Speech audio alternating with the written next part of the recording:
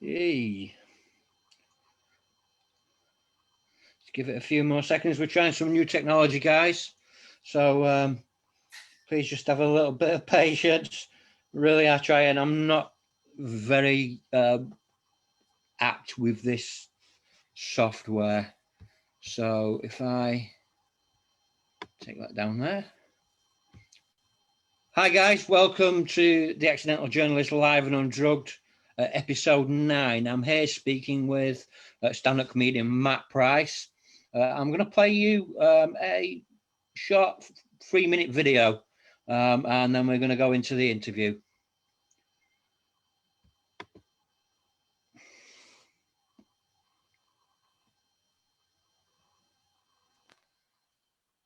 But I get all interesting gigs, you see. About 4 years ago, I did a gig in a maximum security prison for the criminally insane. I know.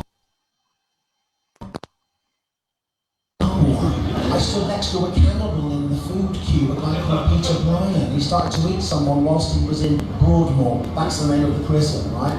And it was an aider patient rehabilitation. Now, I'm not judgmental, right? But how do you rehabilitate a cannibal? Tofu?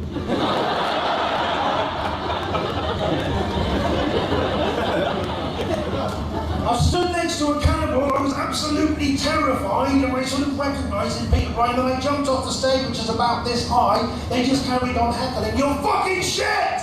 And I was like, well, yeah, but I've never brutally murdered anybody.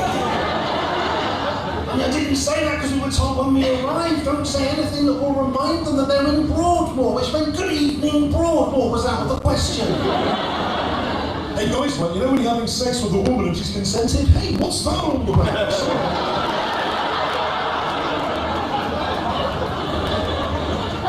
I stood next to a cannibal and the woman in charge, she walks behind the curtain, right? The first thing she said was, well, that wasn't very good, was it? You swore too much, it provoked them. I said, look, I'm really sorry, I tried my best. Well, there's no need to swear. I mean, do you know that we could have booked a magician instead of you?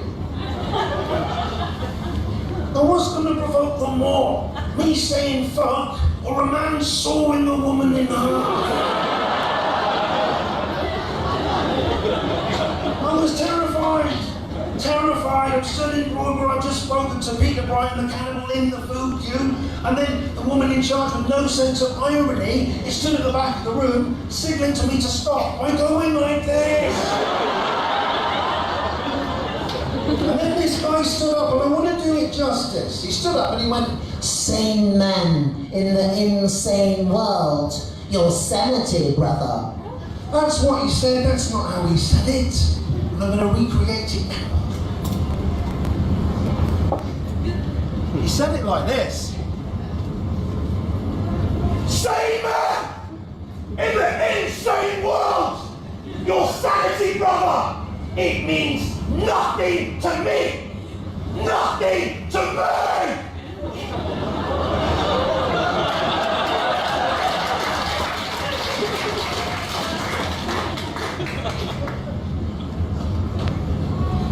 Now that is a very tricky heckle.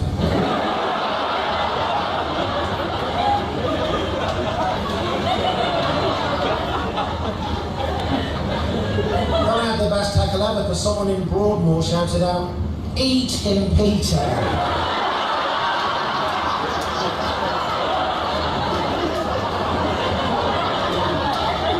So when I say that I'm glad to be here and you're...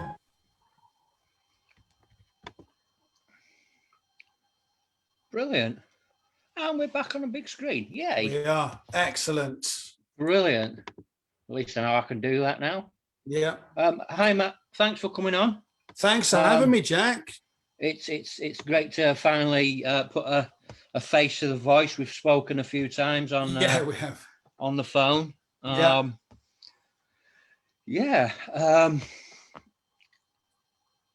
Let's go back to the start. How did you how on earth did you get an invite to Broadmoor? Well, I went for a very specific reason, but it was 2008 and I was talking to a comedy promoter about something that happened, which I will get into in a minute. And she said to me, "Oh, we're running a gig, Broadmoor, maximum security hospital / prison, however you want to view it. They want to do a comedy gig there. Would you like to do it?" And I said, "Well, yeah, of course." And really, I'm quite kind of, I suppose, liberal minded, open minded. I've always sort of believed in people. I've always believed that as a comic as well, that I could sort of entertain anybody, because you do. I'm sometimes people will say, "Well, you're a professional comedian, but you're not on telly." I go, "Well, yeah, that's because I've been doing other stuff." There is a circuit where you can work, and all sorts of environments that we perform in. And I kind of sensed that there would be a story out of it. So that was one reason to go. And I was right. I also, when somebody offers to book you, you're generally quite flattered anyway. And any comedian will tell you that. We have some horrific gigs, some of the most awful experiences. Comedy has taken me to 30 countries so far. It's taken me to places I never imagined I would go, and places that I hope I never have to go to again. And Broadmoor came up simply because I told the promoter about something that happened to my partner, Martha. And part of the reason for wanting to go was that I've spent most of my life wanting to prove myself. So, for example, if I take you a lot further back, yeah. I bought a skateboard when I was 13 years old, and it was raining, and it cost me about £140. And I remember these two kids saying to me, and I'm from Cornwall, and these two kids saying to me, "Oh, you'll never be a skateboarder, you'll never do it." And they were kind of right. And I took my skateboard home. I sort of tried to go on it, and it wouldn't work. And they laughed at me, and I went home crying my eyes out in the rain, and I threw my skateboard in the bin. And about, I'd say, 6 years later, I got an invitation to the World Skateboarding Championships to compete. So, I've always had a point of trying to prove myself, to try and prove me to me, as it were. Doesn't sound very spectacular. So I wanted to go to Broadmoor to be in the company of what I perceived to be really dangerous people. Because I thought, wrongly, I must add, I thought if I can stand in front of some of the most dangerous people in the country, then that makes me more of a man. So I went because I was booked, and I went because I needed to prove to myself that I was a real man, which is kind of a really stupid reason to go, and quite a sort of heavy start to the conversation, but it's the absolute truth. So it was a disaster, the gig. Yeah. I take some balls out to do that. I mean, I mean, you're not from the sort of criminal fraternity. You've never really been exposed to that. So walking into that must have been quite daunting. Well, it was, but when you consider that Cornwall's a very small community where everybody knows everybody. So, it's sort of almost like a village where I'm from, really. And, like the rest of the UK, like the youths nowadays, and a lot of people refer to the police in the city as the pegs or the feds or the fuzz or the 5-0 or the popo. In my little village, they're known as Trevor and Steve, because everybody knows everybody. Yeah. You know what I mean? So you can't, it's almost as though someone, certainly 20, when I was a kid, when I was growing up, as a kid, if someone committed a crime, you kind of almost know who it was. Yeah. And I must say, just to sort of up my criminal credentials, me and two friends, when we were 16, we did spray paint a wall in American style graffiti. And we got caught at 2:00 in the morning. And we went to write crime in big letters across a wall, but we misjudged the width of the wall, and we ended up writing crim. And the policeman thought it was the best thing in the world. And he kept saying to me, "So this bloke here next to you then," bloke, he's only 16, "is this your partner in crim?" And he just wouldn't stop taking the piss the whole time. And we got taken into separate rooms. And he said to me, "You're never going to be a career criminal. Do you know that?" And I didn't even know what one was. And I said, "Well, why is that?" He said, "Well, because you've got 20 spray cans and you kept the receipt." he said, "You didn't even think to nick the spray cans, did you?" And he was saying, "Do you know who broke into the ice cream van on such and such a street?" And I was going, "No, I have absolutely no idea. I saw a wall being spray painted on a documentary, and I just wanted to try and copy them." And he just said, "Okay, well, listen, we're going to have to caution you. and stop crying now, please stop crying. And I was, coming in for another day for a caution, and don't ever go anywhere near crime or criminals again. So you're right. I was I wouldn't say I was naive, but if you're not from that world, then it helps me because I was slightly naive anyway. You see, I thought, well, Broadmoor, it's a village on the outskirts of Reading. What could possibly go wrong? Bear in mind, I like people. One of the things I'm known for in comedy, if I'm known for anything, I suppose, apart from telling stories, is I like to interact with people. I once wheeled a terminally ill man out onto stage in his wheelchair. He had 1 month left to live. And it doesn't sound hilarious, but it was at the time. And his daughter said to me afterwards, oh, he always wanted to be a comedian. Thanks for making a dying man's dream come true. It was a wonderful moment, 400 people at the time. So I'm, willing to take risks. And I thought, well, I'll go to Broadmoor, and it is only a room full of people anyway. But I didn't stop to think, actually, this is really hardcore. And weirdly, I met a guy who was the president of a biker gang in Wales. Now, I'm not quite sure which one it was, whether it was the Outlaws or whether it was the Valley Commando. So I don't want to sort of disrespect anybody. You think I would know that? I thought it was Valley Commando. But he said to me, he saw me performing and he come up, this guy looked like death. No disrespect to him, but he did. And I thought, oh God, I wonder what he wants. He comes over, nicest fella you could meet, obviously, as people often are. You can't judge a book by its cover. And he said, oh, can I have a quick word with you? And I thought, that's a weird voice to be coming out of that face. Again, no disrespect. He said, but I found a bit about Broadmoor most amusing. But can I ask you, did you consider what criminal insanity was? And I said, well, no, not really. No, I didn't. I just thought it was going to be, well, a village on the outskirts of Reading. And he just started laughing. He said, no. He said, did you ever think maybe you could start slowly and start off in maybe an open prison or something like that, rather than going at the deep end? He goes, look, he said, I've been to jail. He said, I know people who've been to jail. He said, and that it's nothing to necessarily be proud of. He said, but I don't think any of us would want to go to Broadmoor. You must be mental. And I said, yeah, I think I probably am. So it was only afterwards that I realized the enormity of it, and the actual performance itself. I mean, that was the 3-minute version of it. The reality was, we turned up, me and another comedian, and he kept saying to me, lovely fellow, a guy called Ian Boldsworth, he kept saying to me, you do know where we're going, don't you? And I'm not a cocky person by any means. And I kept saying, we'll be all right, be fine. Come on, it's only serial killers. And he kept saying, no, you've got this wrong, mate. And we get there and they take all our stuff off us and we kind of walk in, and then of course they close the big metal gates behind you. Then they open up another gate. Then you go in and they close that behind you. Then another one, so it is maximum security. And the woman who was there said, I've been working here for 20 years. She said, don't let this freak you out. And I thought, I don't know. Whenever someone says that, don't let this freak you out, you get freaked out, right? She said, you'll be able to tell by looking at them what crime they've committed. And I thought, how dare you? I didn't say it. I thought, how dare you? This is awful. I mean, you can't judge anyone by how they look. I've been judged by the way I look all my life. I had people laughing at me when I was a skateboarder. And they said, oh, you can't do that because of the way you look. And I ended up doing quite well in that. And people assume that I can't possibly be a stand-up comedian just because I'm a bit shy off stage and a bit self-conscious. How dare you judge anybody? And when they finally walked in, I don't know whether it was the fear or what it was, but I remember thinking, yep, you're a murderer. I can tell what you've done. Oh my God. And at one point, a guy came up to me, and of course I'm going to say hello. The patients were allowed to come up to us. And one guy came up to me. I went to shake hands with him like that. And his hand came out like this in slow motion. And he grabbed the tip of my fingers like that. And he pushed my hand shut. And he sort of stroked the back of my fist. And he went, nah. In Broadmoor, we do it like this. And he made me touch fists with him. And I was absolutely just out of my mind with fear. And that was probably me as much as anything, because they had a little flyer and it did say comedy night.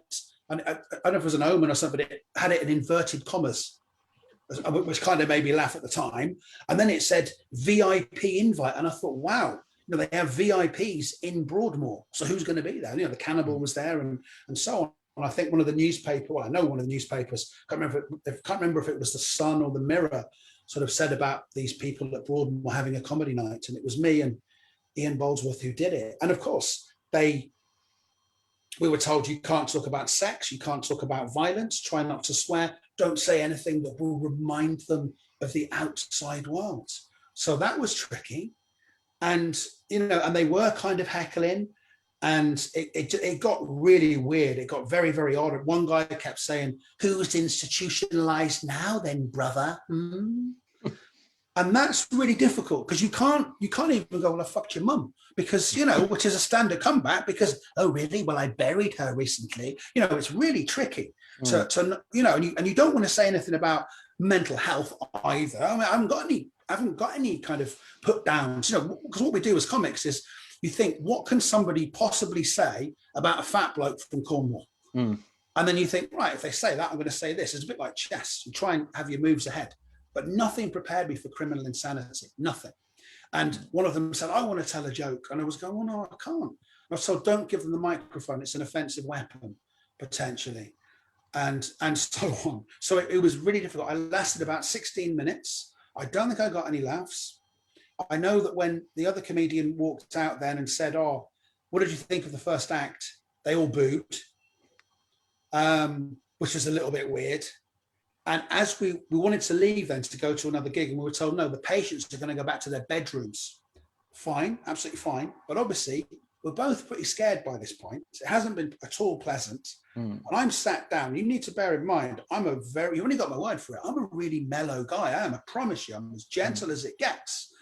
But I'm sat there, and a guy walks by, and I can't even do justice to how this went right through me. I'd obviously done very, very badly. And he looks over, he wasn't a big fella, he looks over, and I'm sat down next to Ian. And this guy says to me, "Oh, you were really good." And I have no idea why. I don't know what possessed me. I jumped up out of my chair, and I would never say this to another human being normally. I was so frightened. I went, "Yeah, Facebook me, fuckface." And he kind of looked at me as if to go, "Do you not know where you are, mate?" And then the woman in charge comes over and goes, "Well, that was very unprofessional, wasn't it?" And I said, "I'm scared out of my mind. Can I go home, please?" And then Ian was going, I remember he was going, "Fuckface.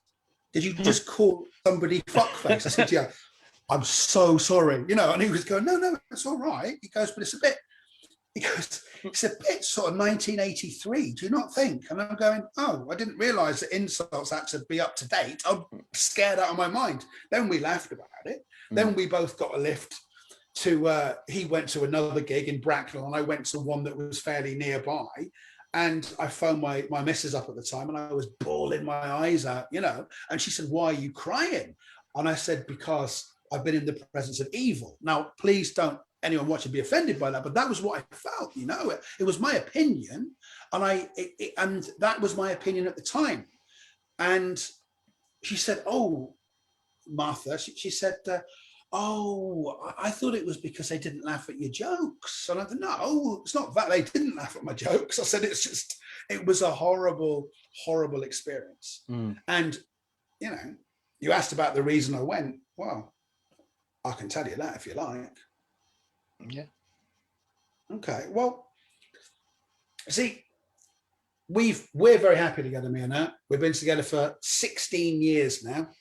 We're not married. We sort of, like used car dealers when they make a deal, they'll kind of go, "Yeah," and do that. We kind of did that in about 2006. And I said, "Oh," she said, "Do you reckon we'll get married?" I said, "Yeah, I reckon we will." She went, "Okay." And I said, "Do you want me to go down on one knee?" And she said, typical Glaswegian, she said, "No, I wouldn't bother, because you got a bad back. You might embarrass yourself. Let's just assume we're going to get married." We were long distance at the time for about 5 years. And I was at the Leicester Comedy Festival, weirdly, sat on a stool, dying on my ass, really regretting being a comedian at the time. And what I wanted to do was get to a point where I could earn a living so I could be with her. But I knew it would take a while. I wanted to be my own man and have my own style of doing things. And I got a phone call from her. She left me a message saying, she's 5'1", and she said to me, "Oh, hi, nothing to worry about. I'm in hospital. I've been attacked. I'll call you in the morning." And I was, hang on, that's an awful lot of information to take on board. So I did manage to get hold of her at about 1:30, and she said, look, it's all right. It's the guy upstairs. Now, the guy upstairs, he was a bodybuilder. He started bodybuilding, and he changed over the space of about 3 or 4 months. He almost doubled, probably doubled, maybe tripled in width. And he was about 5'7", so he was very, very stocky. So he was doing steroids, and we know this for a fact because he was also dealing steroids as well, which sometimes people do at gyms. And he was a small-time coke dealer. Now, he always said to Martha, listen, if ever my music is turned up too loud, you let me know. And he was quite good-natured. He was a little bit clumsy. He would do stupid things like he ran his bath one day and it flooded her house. And it was always very good-natured, and she would always give him a chance and just say, look, don't worry about it. It's absolutely fine. Look, we're neighbours. These things happen. Please try to remember when you run a bath. She'd always make a bit of a joke out of it. So it was 1:00 on a Monday morning, and his music was turned up too loud, and she went upstairs and just said, look, it's 2:00 in the morning, or whatever it was, 1:00, 2:00 in the morning. Do you mind just turning the music down a little bit? He was having a party, and he said, yeah, not a problem. As she turned away, he grabbed her by the back of the neck. He threw her to the floor. He kicked her in the head. There were a couple of other people who were there with him, who I now believe to be his supplier. One of them was, and they attacked her. Now, I don't want to go into detail about what they did, but she went deaf in one ear, which is permanent. And we don't know if that's a result of the attack or not, or if it's the result of the brain tumor that she had a year later. But she went downstairs. The 2 guys who were with him, they dragged him off her. She phoned the police. About half an hour later, there was a knock at the door. She wrongly assumed it was the police. She opened up the door, and there were 5 of them at this point, and one of them punched her in the face, and they were wearing a ring. Now, I only saw the photo of her face. It was bruised, but when the police did finally turn up, she managed to get the door shut. I don't know how. The police did finally turn up. The policeman, because she'd gone deaf in one ear and the other ear, she felt like she didn't lose consciousness, but she was underwater. She felt as though she couldn't hear, and she was disoriented, and she couldn't really understand what was being said. And the policeman was shouting at her, and he was crying at the time as well. And so when he saw her a week later, he said to her, look, he said, I'm really sorry. He said, for shouting at you. He said, but I listened to your 999 call. He said, and I've been doing this for a lot of years now, 20 plus years. And I know when someone's legitimate or when they're not. And the police, they do know about this guy. They know about his dealing, but they're kind of looking to catch, the people above him rather than him. He said, and I'm really, really sorry you had to go through that. He said, and I was in tears, he said, because I was so angry. He said, and my colleague had to say to me, listen, we're going to go now, and we're going to have a little walk outside, because otherwise you're going to go out there and you're going to lose your job. He said, I lost my job because I wanted to batter the guy. So, it was all very raw and very emotional at the time. And of course, everybody on the estate or scheme, as they call it in Scotland, they knew about it. So the policeman was quite clever. He went up to see the guy, and he said to him, so what happened? Oh, well, she attacked me. She barged her way into my house, and I've got 5 witnesses who'll back me up. Where are they now? Oh, well, they've all gone, because they all legged it anyway. And the policeman was quite clever, God bless him.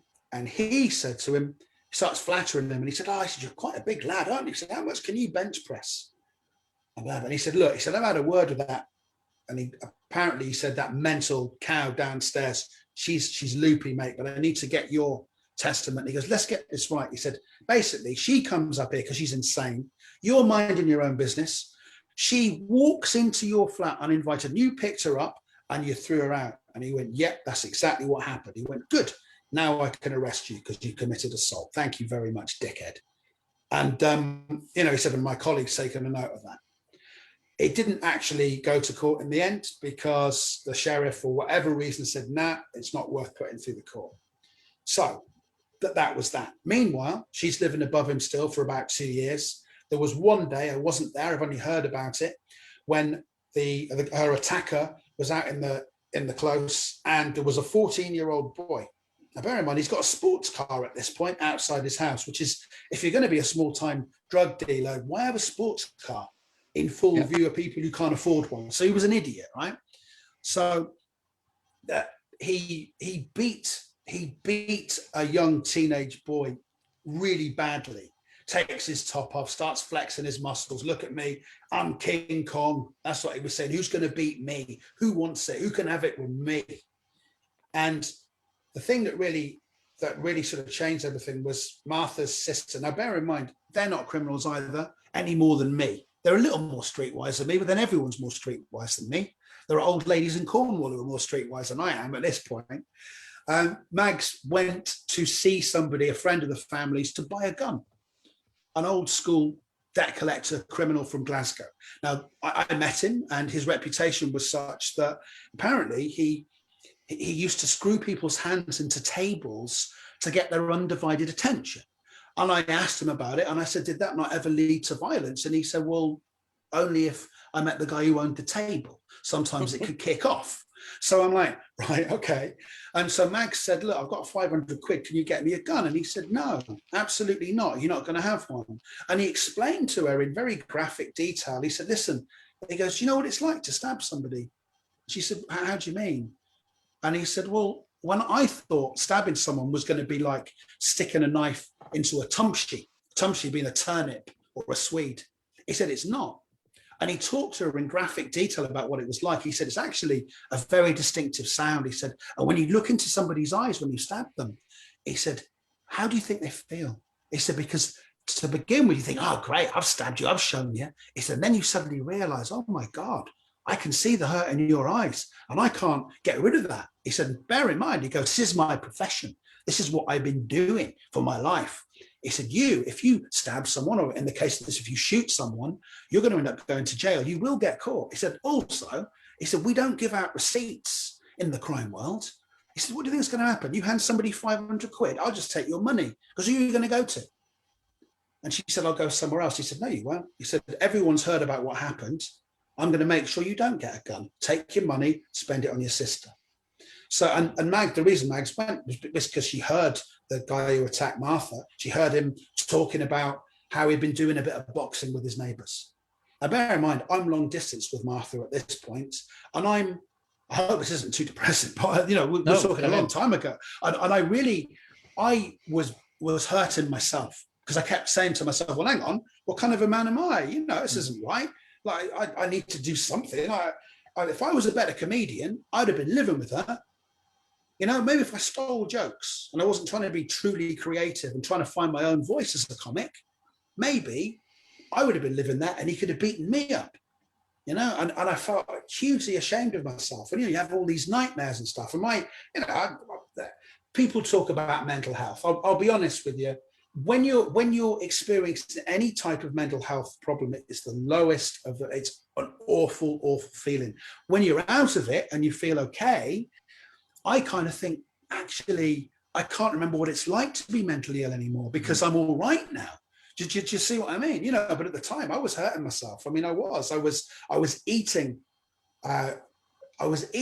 so that I would just pass out, which sounds really stupid because it's like, why can't I be more interesting and maybe become a crack addict or something? But, without sounding flippant. But my thing was I would eat and then I would go to bed and I would collapse. And I would wake up sometimes on my own vomit, and I'd be crying all the way to gigs as well, because she was a fantastic comedian. She was brilliant, but she lost her hearing, so she couldn't do it anymore. So I kept saying to myself, you should have been funnier, so you could have taken the beating. Here you are doing gigs when she loves to do it, but she can't do it anymore, and you're not a proper man. And that kind of torment went on and on and on for quite a long time.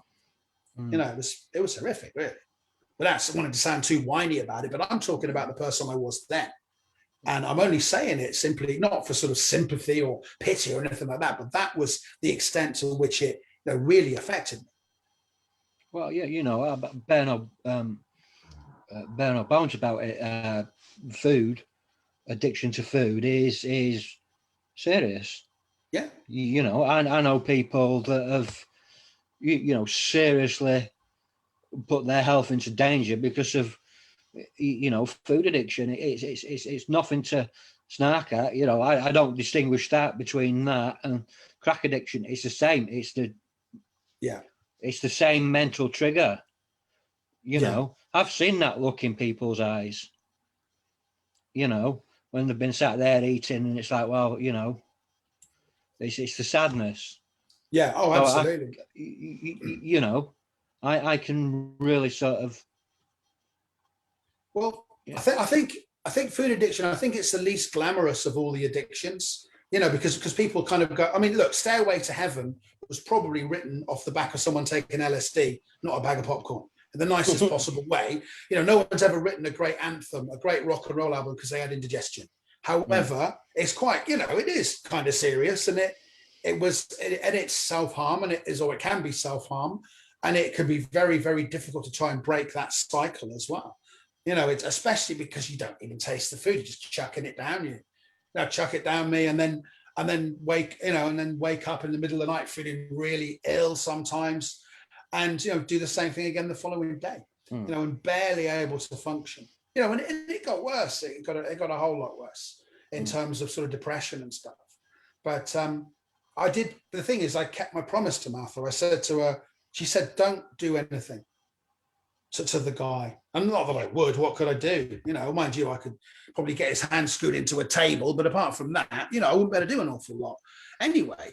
And so I wanted to respect her wishes. So I ended up through somebody in Glasgow meeting an old-time criminal, and which just sounds ridiculous. I mean, I spoke to various people, and there are all sorts. They're all sorts. I mean, I did a gig actually in the north of England once, and I was introduced on stage as comedian number one, and the lighting was on three guys in the front row, obviously sort of local naughty guys. And I said to one of them, I said, "What do you do for a living, mate?" And everyone knew who he was because the whole room just went silent. And he went, "I knock out fat people who aren't funny." And I thought, that's actually quite witty, mate. Well done. And I died on my ass for 20 minutes. And he said to me, "All right, cheeky bollocks, go and get paid and come back and have a beer with us." So I did. And I was very lucky. And he said to me, "What did you think when I said that to you?" And I said, "I think you strike me as the sort of man who doesn't usually issue warnings." And he just laughed. He went, "Yeah, you're right there." And I was told, the barman said, "Oh, you need to have a drink with him. He's not the sort of man that you want to mess with." Yeah. You know, God, how naive. Again, just how blissfully naive. But I went to meet this guy and in Glasgow, and I got a phone call from the person I knew, just saying, "Listen, meet me at Buchanan Street bus station." And he said, "I'm going to take you to meet this guy." And I was like, "Okay, who is he?" He said, "Don't worry." He said, "I'm not going to put you in any danger, but come and meet him."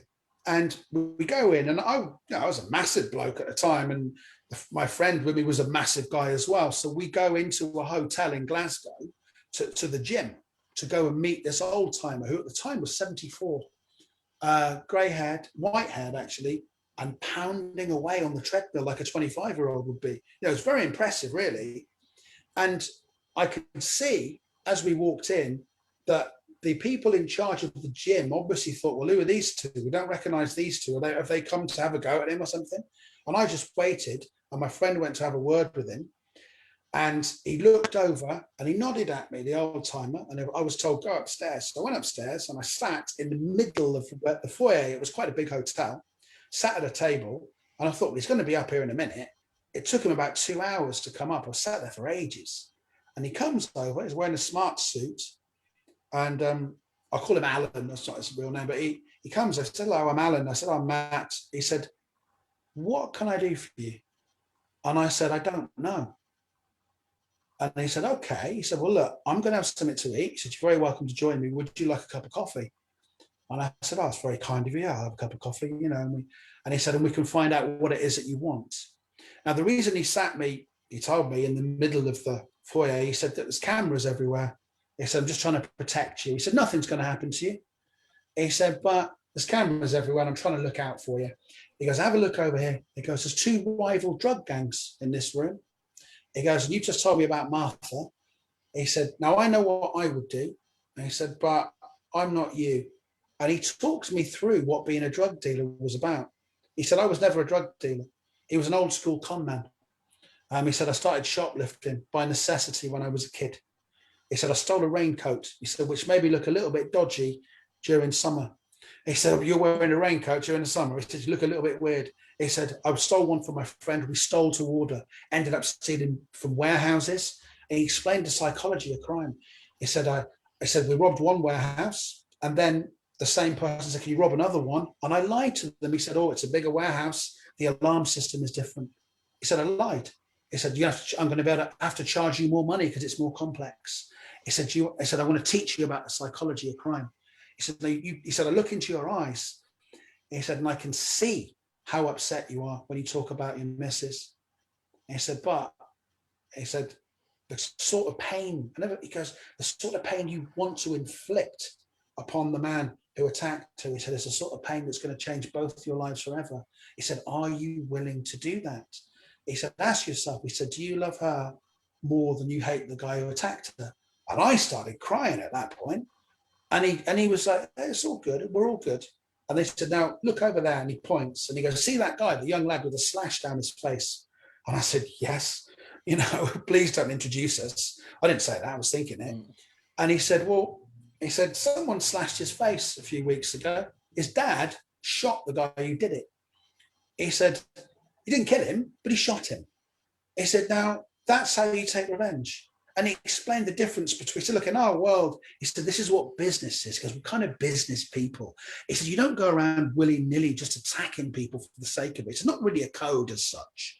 He said, but, he said, you don't want to draw attention to yourself. He said, so let me tell you now, this young guy, the bodybuilder guy, he said, he's drawing way too much attention to himself.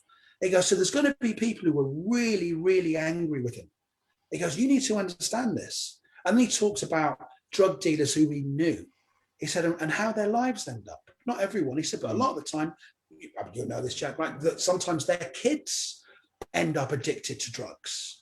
He said, it's a cruel irony. You've got all this money, but you've got no one really to share it with. You can't spend it, so you've got to launder it properly. He said, you're in a big house, but you need a lot of security. The bloke next to you has got an eye on your position and might want to kill you. Even if they don't, you're thinking it. And then your kid gets hooked on heroin. He said, it's no kind of life. He said, now these are the people who make it to the so-called top. He said, and we're talking a guy who's on the bottom and a guy who attacks women. He goes, and believe me, he goes, it takes real scum to attack women. He said, it happens, it shouldn't happen, but it does. And he said, nobody would blame you if you kicked his door in the middle of the night and you beat him till he was nearly dead. He said, but it is going to change you. So don't do it. And then he drove me around. I went to his house. He showed me pictures of him with various boxers and we talked a lot. And 2 years later, unbeknown to me, he was dying of cancer. I went to his funeral and it was huge. Big, beautiful church in Glasgow with about, hundreds of people there. And it was really quite something. And he sort of changed my mind about, he made me realize that it was all right for me to walk away and not to be violent. But, and here's the thing about when you have problems with your mind and your mentality, sometimes those things come back to haunt you. Because what happened for many, many years was if somebody would, I don't know, push in front of me in a queue in the supermarket, just say as an example, and I would get angry and I would think, yeah, do you know why you did that?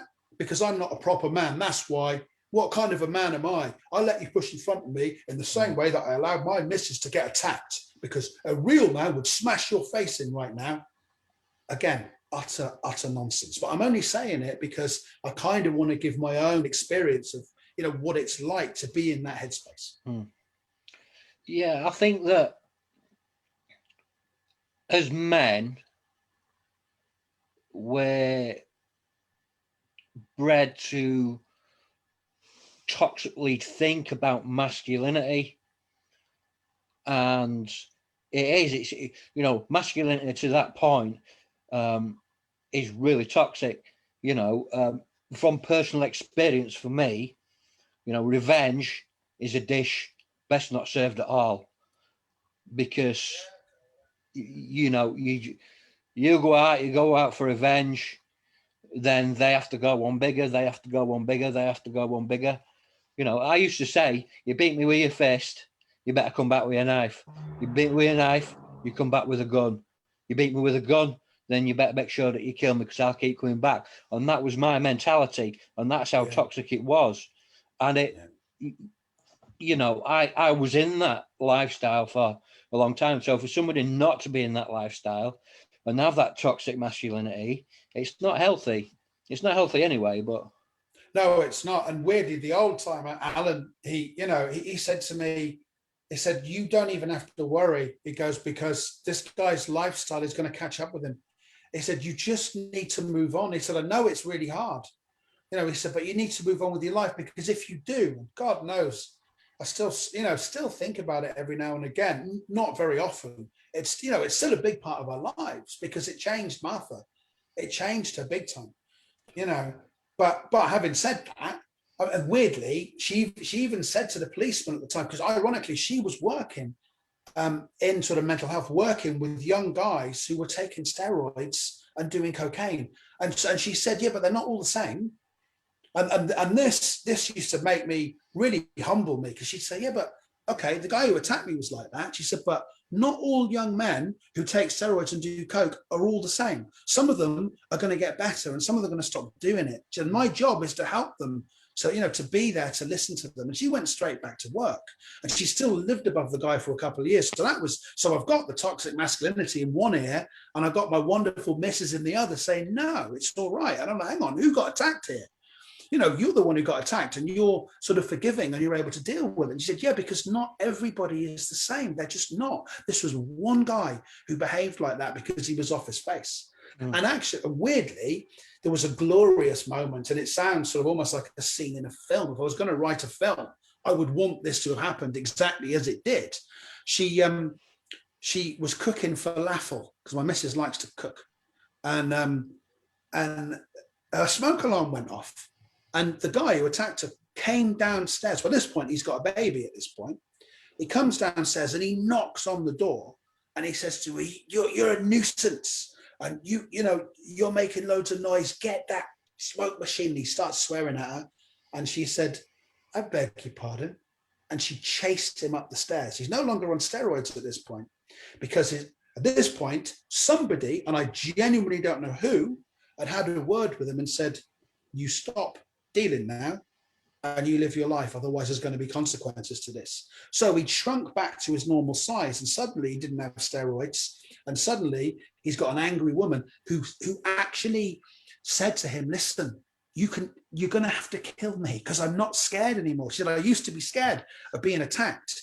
And she said, I'm not scared of it anymore. It doesn't frighten me anymore. She said, look at me. You don't understand how much I disrespect you because you're nothing. Mm-hmm. And he ran up the stairs and she chased after him. And one of her neighbors came out and just applauded and said, did you just do what I thought you did? And she went, yeah. She said, I was just having a quick word with our neighbor. He ran away. And word got around at that point. In the end, the guy left. And I don't know why exactly, but I do know that on, I think, at least 2 occasions, his flat got broken into. Don't know by who. Genuinely, I would say if I did, but clearly somebody wasn't happy with him, because it wasn't my business to know. Because I don't know, and because anything that happens to him has nothing to do with me, I can genuinely sleep well at night. I would feel guilty.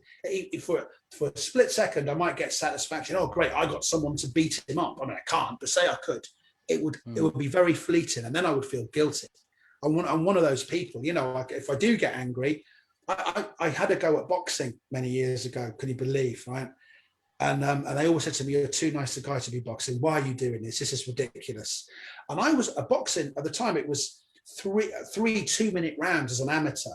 Now I get angry for about 30 seconds.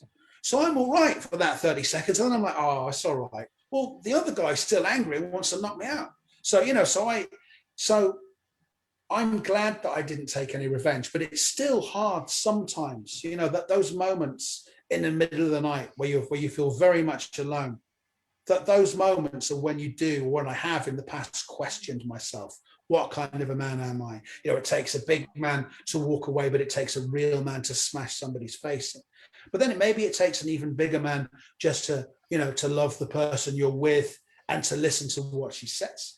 There is that as well. So, you know, I can see it from all angles. But the fact that Martha carried on working with guys who were still, you know, taking steroids and coke, and still continues to work in mental health now, and obviously doesn't think well of the guy who attacked her, but has moved on, inspires me. So it's really important to, you know, for me to remind myself of that. Yeah, I mean, I think having been part of that life and now not being part of that life anymore, and there's always people out there that are bigger and harder than you, who pack a harder punch, and I've learned that the hard way. Right. You know, several broken noses and stuff like that. It's there is always somebody harder than you, and that anger, it will go away quite quickly. It takes more of a man, I believe, to not bite and to not get violent, because it takes more constraint. And I've learned that in sobriety, and you know, in my new life, that constraint is actually harder than just going off on one. Because you can't live like that. There are people that still live like that. You can't live like that. You will always come unstuck. And there's always somebody bigger and harder and stronger than you that will put you into place. And then you get stuck into that revenge, not revenge, you know. So, you know, what can you do? But I mean, we spoke a little bit about this before, haven't we? On the phone, because you know, a lot of the viewers will know that I was going to interview a guy that I'm part of a group of people whom I share the same road. We've all been in a certain way of life. This is the reason that I do this podcast. You know, and it's all about education and giving people a voice, because I didn't have a voice. And then I tried for so long to give other people a voice, I lost my voice. And this is my way of taking this back. But I wanted to give somebody else a voice. They seriously took the mickey, hurt a lot of people in the process, set some people back who are genuinely lovely people that are trying to make a second chance of it, and trying to educate people like yourself and people like some of the viewers, you know, in the life that we used to live, and how we live it now, and not to get into that sort of way. And we all got fooled, as did you. And there are people out there that absolutely, you know, like this guy, have no scruples. And he you know, he took a lot of people for fools. But what I want to make a point of is that, you know, there's always a bad seed. But don't let that deviate from the fact that there are actually a lot of good people out there. You know, people like Joey Barnett, Cherry Ellis. Fantastic people, yeah, absolutely. You know, absolutely fantastic people. Tony Sales, you know, people out there that are just out to educate. And I think that it, you know, it's hard enough in this game. You know, I don't want to go slating people. There's a lot of people slate each other on these things. You know, I'm not about that. But you know, it's, you know, what we do is, you know, we bring that life to reality. I did want to ask you about Stab Vest Steve. Oh yeah, well, Stab Vest Steve is quite a ridiculous, almost a character, really, in a way. But he's a real person. He's a friend of mine, and the thing is, I was talking on a radio show one day years ago about what happened to Martha. And I got a phone call from this guy who lives somewhere in Hertfordshire. And he said, "Oh, I'm not being weird or anything." He goes, "But you seem like a really nice bloke." And that's almost enough for me, you know. I said, "Okay, yeah." And he said, "Well, I'm not really a criminal as such." It goes, "But I heard you talking about Martha, and my grandma heard you talking about Martha. Would you like to come and meet the pair of us and have dinner with us?" So I went, and we chatted.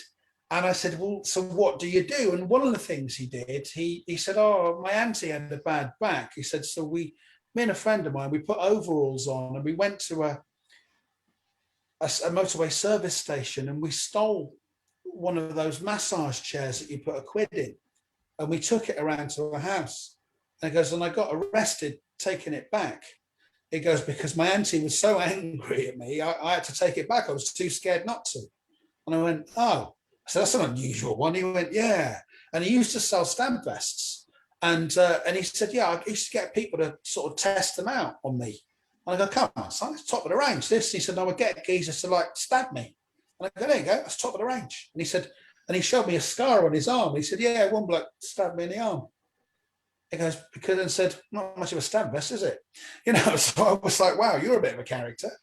And obviously, and he was interested, but he's sort of been almost like a sort of an angel on my shoulder, as it were, because we do talk a lot and we have spoken lots over the years, and he's explained certain things to me as well, you know, just about, and I've asked him questions about sort of how crime works. And, you know, he was a doorman, and, you know, he admitted he got out of his depth a little bit as well doing it. And for similar reasons that I've tried to do various things over the years, had this idea, this ideal vision in this case of, you know, of what it means to be a proper man.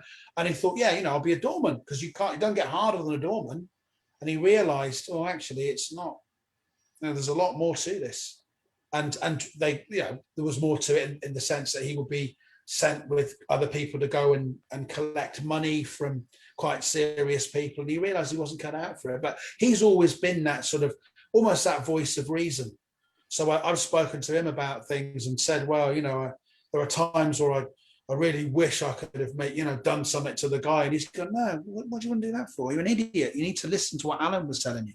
But all these things are quite fleeting. But he's been a guy, just a really nice guy who's dabbled in crime, who's been very kind to me. And that's just interesting for me, because, you know, you mentioned the likes of Joey Barnett and Terry Ellis and people like that. It's with someone like Terry, who, you know, was a serious sort of, well, so was Joey, but they were both serious armed robbers. And I think they would both understand if I said, when they were active, I'm not saying I wouldn't have liked them. They wouldn't have had any time for me. But they would have been very different people all those years ago. Yeah. You know, but now they've changed. And I find those two guys in particular extremely inspiring. They're brilliant people. I like them both very much. Terry, people have so much respect for Terry Ellis. When I mention his name, they go, "Oh," and they it is a bloke sort of thing as well. We're talking other reformed kind of criminals as well. They can't go, "Oh, I love Terry." They go, "Yeah, Terry's all right." But you can see what they mean is, "No, I love this guy. He's amazing." Because he really is. He's such a nice man, and such a wise man as well. And he knows such a lot of stuff. And he's really kind to everybody, even the person who pulled the wool over our eyes, really kind to him, and explains things really well. And so what I'm saying is, sometimes my experience, I don't know what you think about this, Jack, sometimes my experience is sort of criminals, as it were. I don't even like using the word criminals. Sometimes you think, well, actually, it's nothing that 10 years or 20 years just of life might not be able to sort out. You know, so I don't want to write off anybody, genuinely, because if I meet somebody now, like, you know, I think Terry is in his mid-50s or something like that now. Well, at 25, probably wouldn't have had anything to talk about, just because of his upbringing, of the job that he chose in order to survive and all that. I'm not saying it's right. He'd be the first person to say, "Oh, actually, I was wrong to be, you know, it was the wrong thing to do." But what I'm saying is that people change. And I'm a straight goer, but I've changed.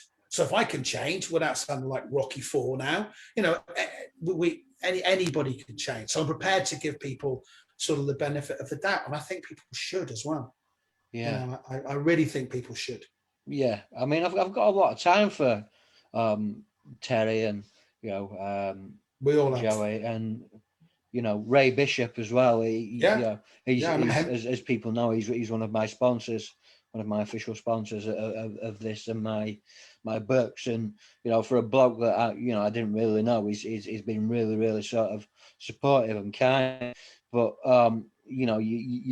there's a lot of wisdom from these men. But like you, I was nowhere near their sort of level. There are levels, and I was nowhere near that. So, these would have been people that, not that I would have looked up to, but, would have been sort of totally out of my league. I was a thug. I was an addict. I was a collector. I was a good liar. I was a good con man, So, because I was good at mimicking people and I could carry a story. But these people have brought some serious wisdom, especially to me over this past sort of few months since I've been doing this. And Terry's going to come on at some point. Joe, as you know, Joey was on about 5 weeks back. Yeah, it was great. It was really good. Yeah. Ray was on last week, and yeah, I've been very lucky and very blessed with this podcast. I didn't actually think it. I thought I might go for a couple of episodes, and I might get 5 or 6 viewers. But I've been very lucky that people actually want to watch. Well, I'm glad. I just hope episode 9 doesn't ruin it for you. Yeah, I'm sure it'll be fine, mate. I'm sure it'll be fine. Yeah. Tell me about Conversations with Criminals. Well, that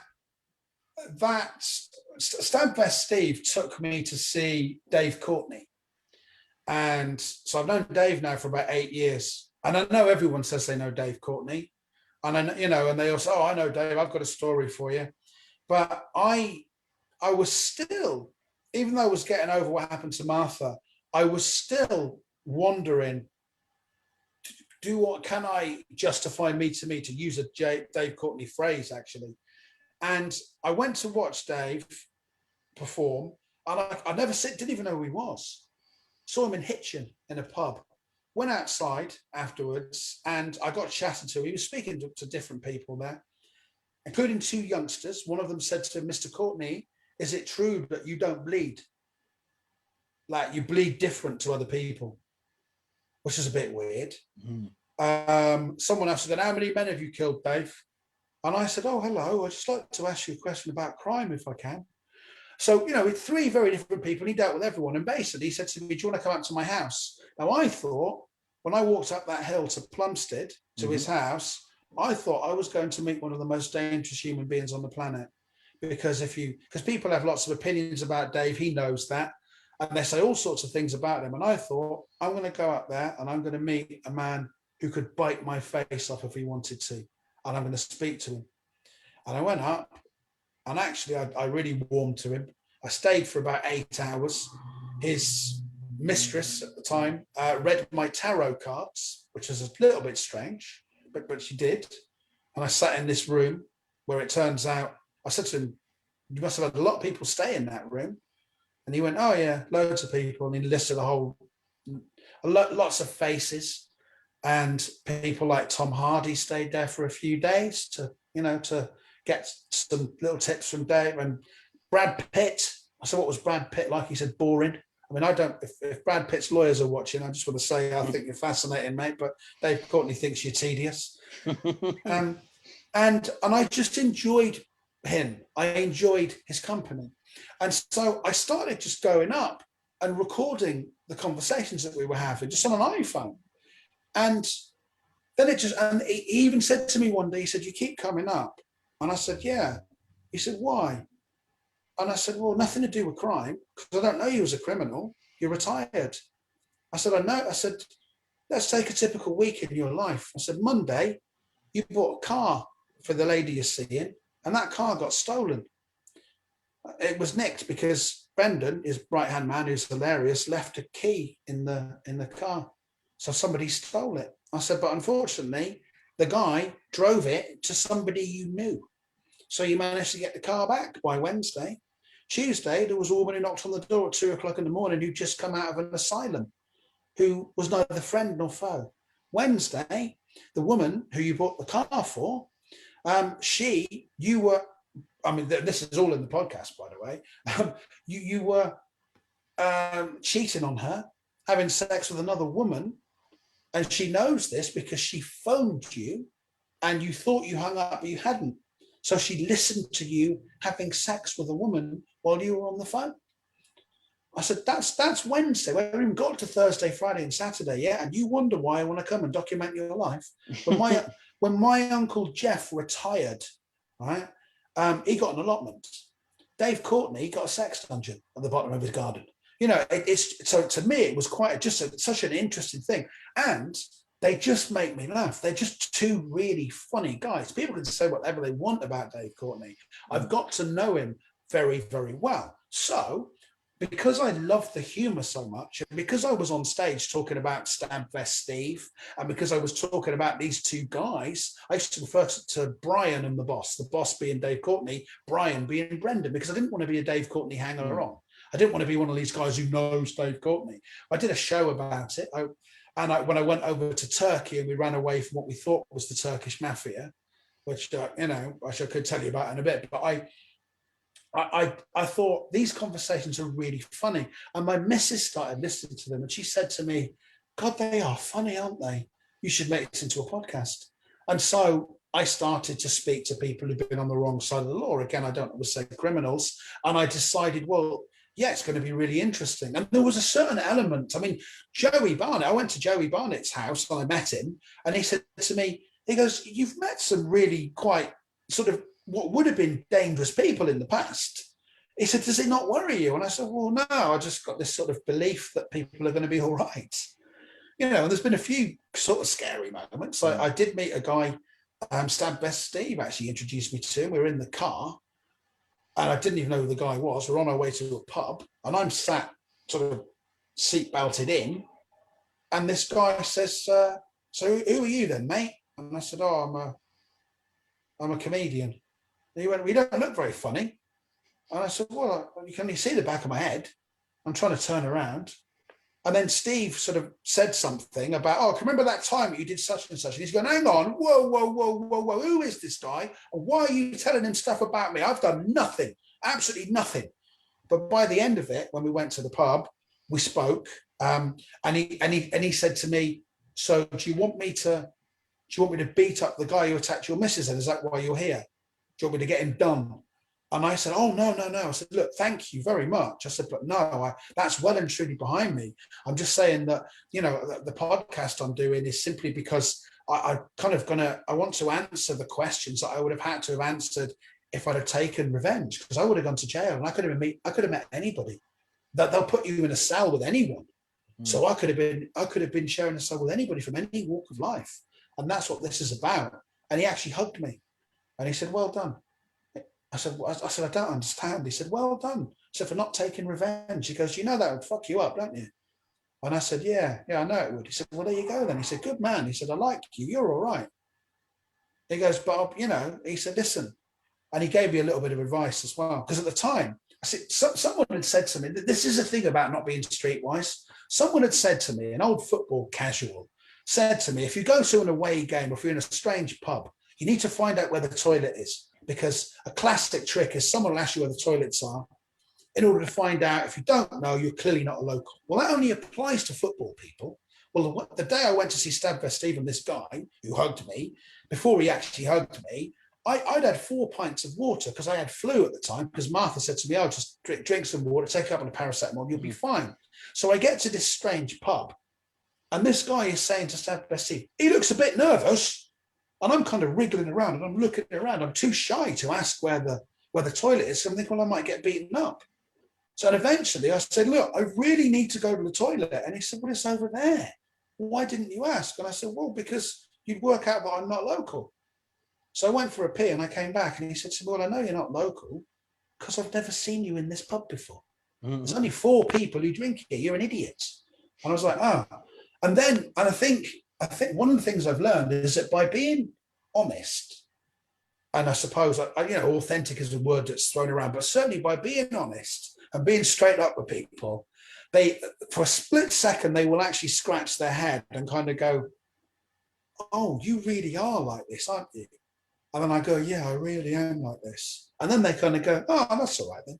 And that was something I learned from Dave Courtney. He said to me one day, he goes, look, this is just who you are.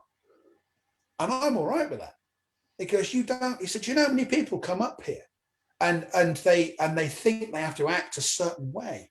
Brenda said the same thing. So you don't have to. He said, you're all right. You're absolutely the same dopey, soppy, Cornish idiot we met on day one, and we love you for it. And it's a really weird thing because it's almost, it kind of reinforces the fact that actually, yeah, I'm not Jean-Claude Van Damme and I don't want to go around to the beating people. I don't need to. That's not my role in life. My role in life is to sort of, I don't know, take an interest in people, try and be as kind as I can, I guess, try and be a better person, if that doesn't sound too corny or too trite And so I think what I've learned from speaking to criminals is that they're all very, very different. No two have ever been the same. I mean, there are similarities, of course there are. Poverty, I think, makes people go into crime. There's lots of reasons why people become criminals, but all their journeys are very, very different. And I think that it's not easy being a criminal. It's certainly not easy going straight. When I hear some of the stories that people say about being in prison, what it's like, prison seems at times, and I'm not a politician, I don't argue with anybody about anything, but prison seems to be set up for people to fail sometimes. But I've learned a lot. And what I found, I went from being really angry and severely depressed and self-harming practically at this guy who attacked Martha to now where I'm interviewing criminals and I have a lot of compassion for them. And I just feel like, wow, how lucky am I to know you? And I really mean that. I'm blessed to have met someone like Terry. And every single guest I've met, I've really enjoyed their company. And I come away from it thinking, God, I'm really lucky. How lucky am I?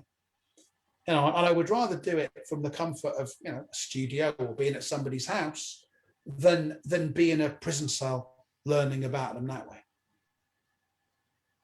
Yeah. Yeah, it's I don't know.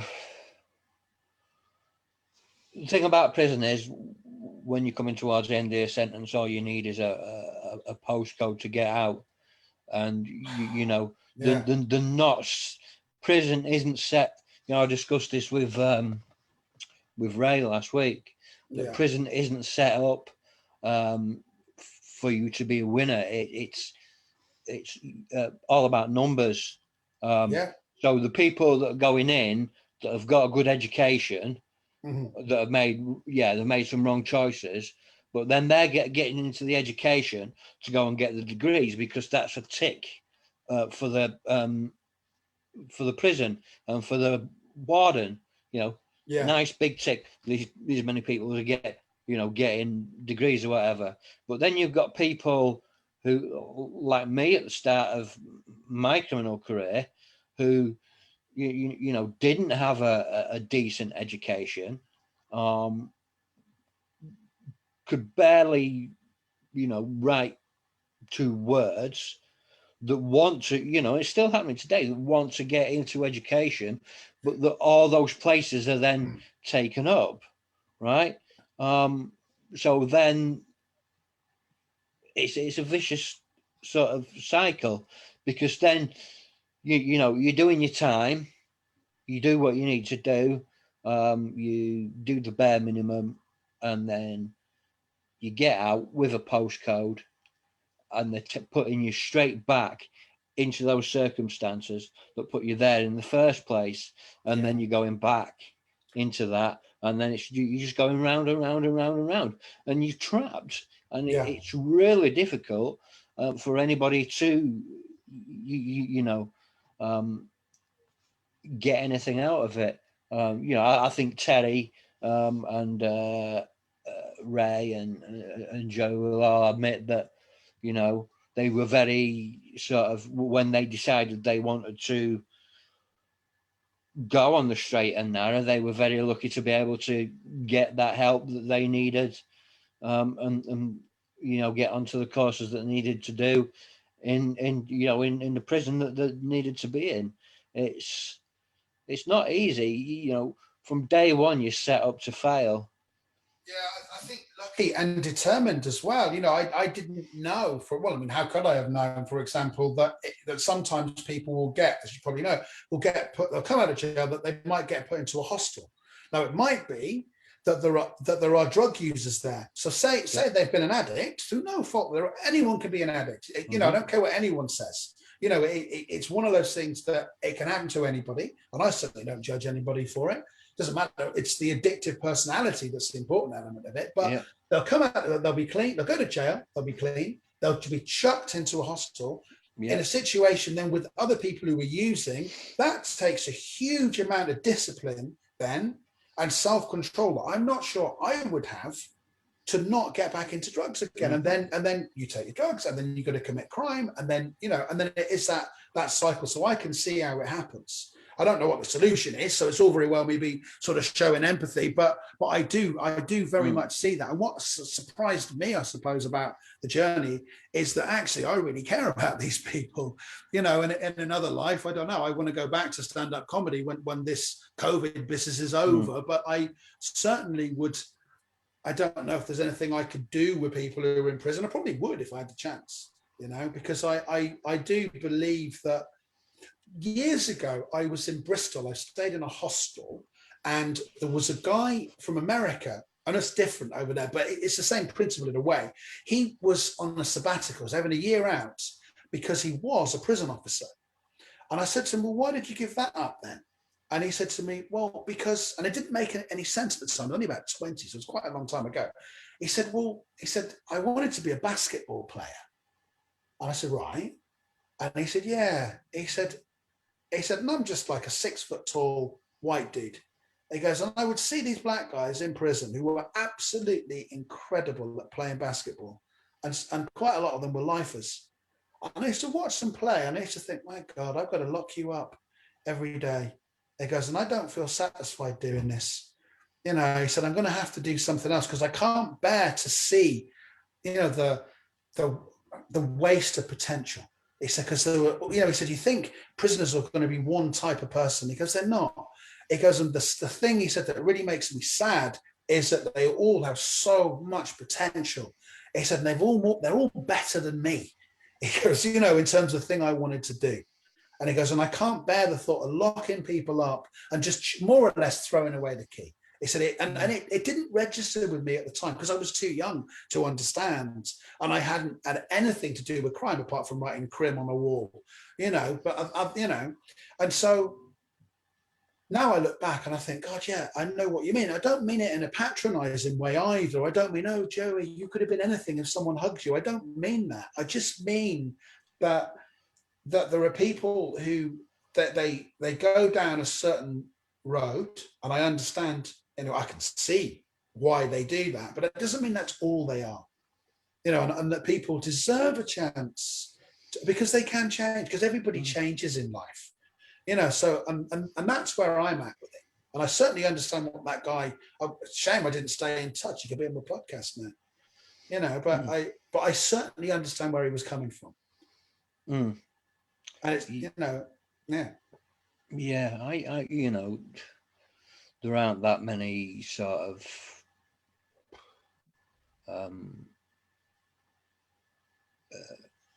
things out there for people that are getting out, you know. I live quite near Norwich, and there was a lady that had put a lot of money into building cafes. They built a cafe at the prison, and a cafe at one of the local parks, which is sort of a high crime area, and employed prisoners to give them a chance. But, you know, through certain things, they close down. You know, most of the people that I'm in contact with and that you're in contact with, we've all had to sort of, you know, make this name for ourselves on social media. I'm still building my name. You know, I've still got a lot. I'm not even going to lie to myself. I've still got a lot to put in. I've still got a lot to prove. It's a long and difficult journey. You know, some of these guys just keep putting in and putting in and putting in for very little reward. You know, and they don't do it for that really, but they do it to actually educate. And I do think that if there was more out there to cater for prisoners that actually want to do something with their lives, then it would be sort of a lot easier. You know, they say that, you know, prisons are about reform, but they're not. There's very little in the reformation process. You know, it's about numbers, it's about ticking boxes, it's about heads, it's about how many people need feeding, it's about what money goes in that pocket, what money goes in that pocket, what funds come to this prison, what funds go to that prison. Yes, there are you know jobs in there that you can do, and there are things that you can do to sort of stay on a level, but the reoffending rate in this country is an absolute disgrace, because it keeps happening. You look at somewhere like Denmark and Sweden, who have some of the lowest numbers of reoffending, because they're actually putting, you know, it's not just about what the prisons can give you, really. It's about how you're treated. Yeah. You know, you've got your black and whites out there, your screws that treat people like absolute dog shit. You know, and it's not even a lie.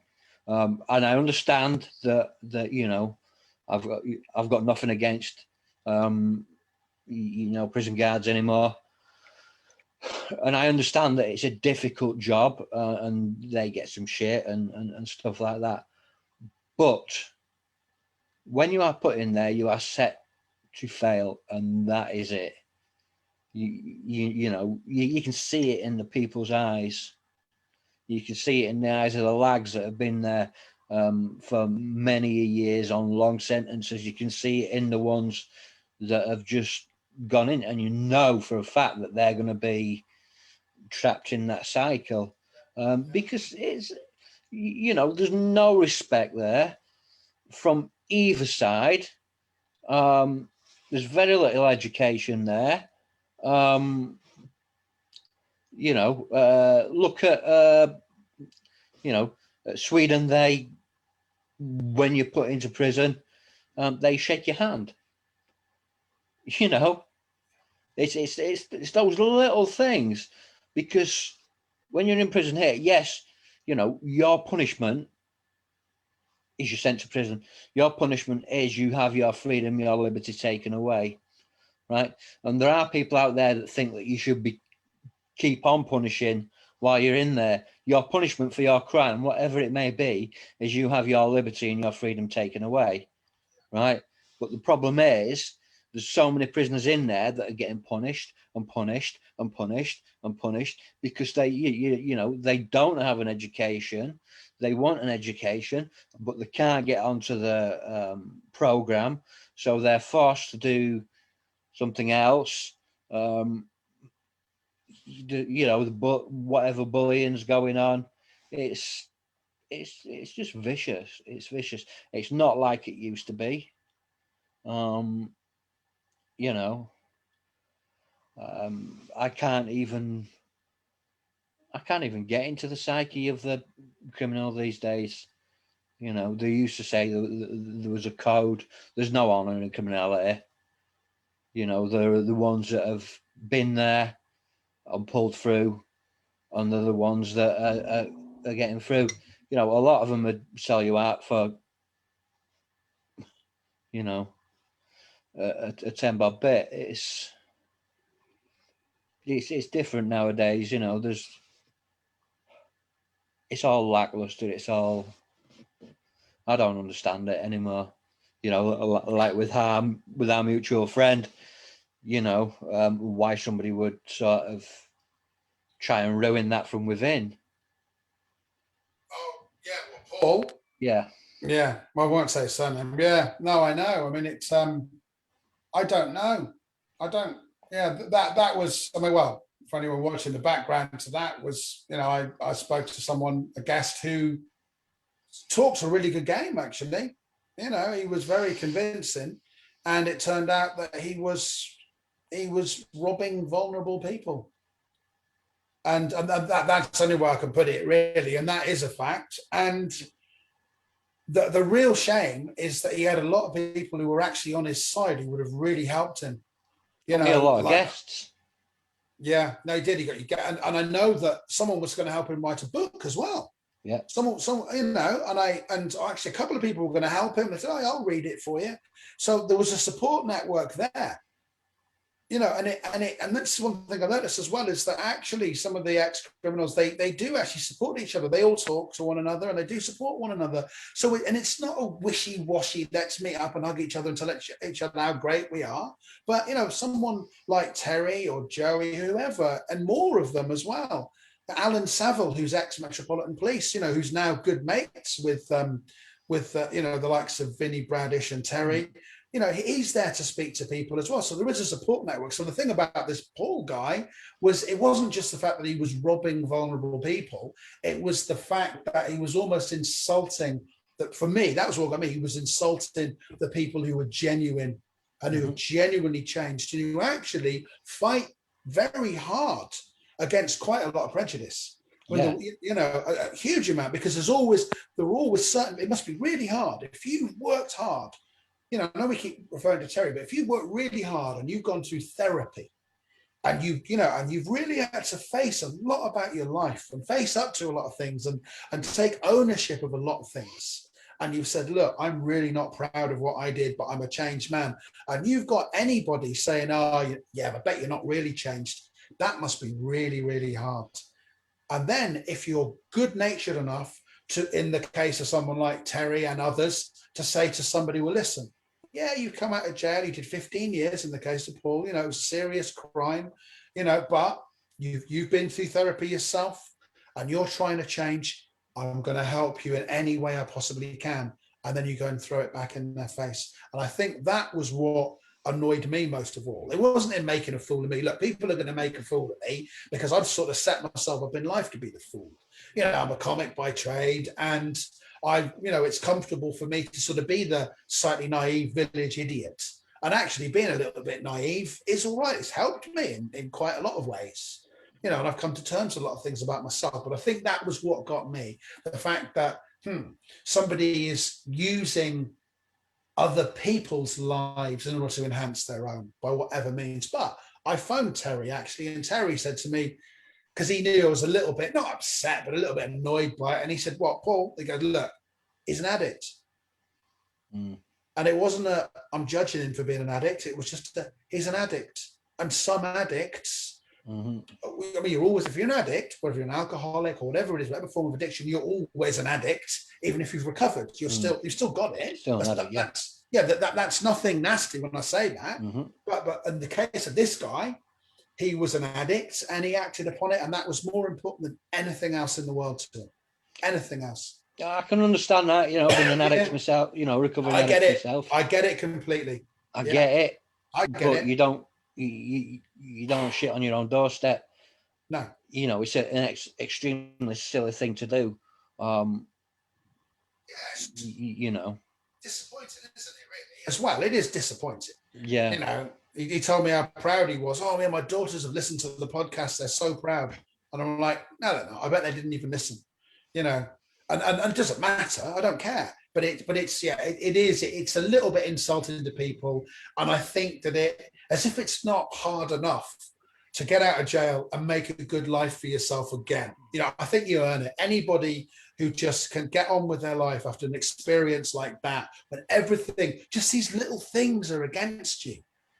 You know, just all these things are tiny little things that mount up are against you. If you can actually manage to make a life for yourself, I think that's amazing, and you should be applauded for it.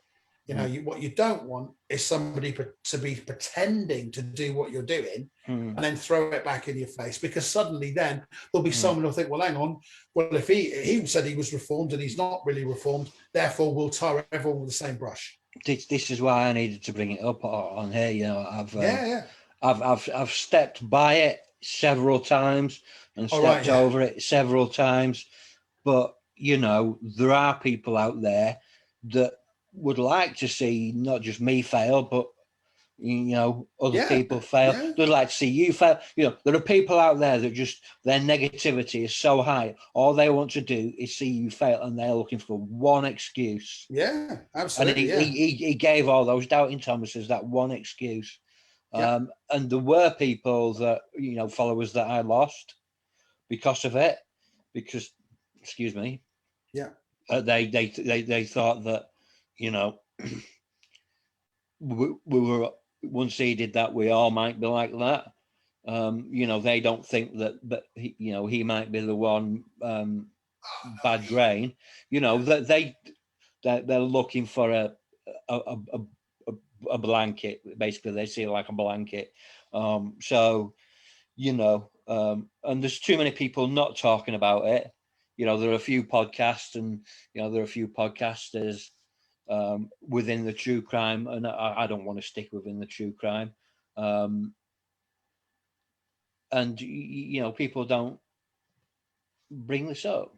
You know, there are people out there that genuinely want to make a change, that genuinely really sort of want to educate people like yourself, and then we're being tarred with that same brush.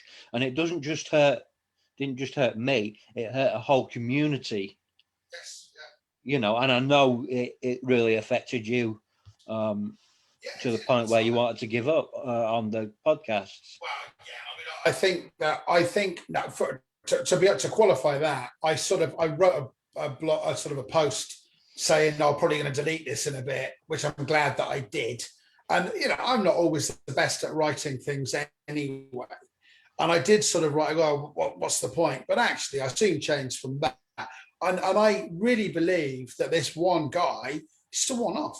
But it was a one-off. You know, I've spoken to dozens of people, and he's just one bad guy who, to be honest, in any walk of life, whatever he was doing, he would be that bad guy maybe.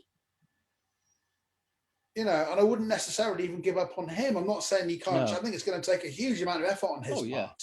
But, you know, but I would never say then, just because this one idiot behaved in that way, that everyone else is the same, because they're absolutely not. And I would be sort of disappointed for anybody who thinks that. If they do think that, then that's a real shame.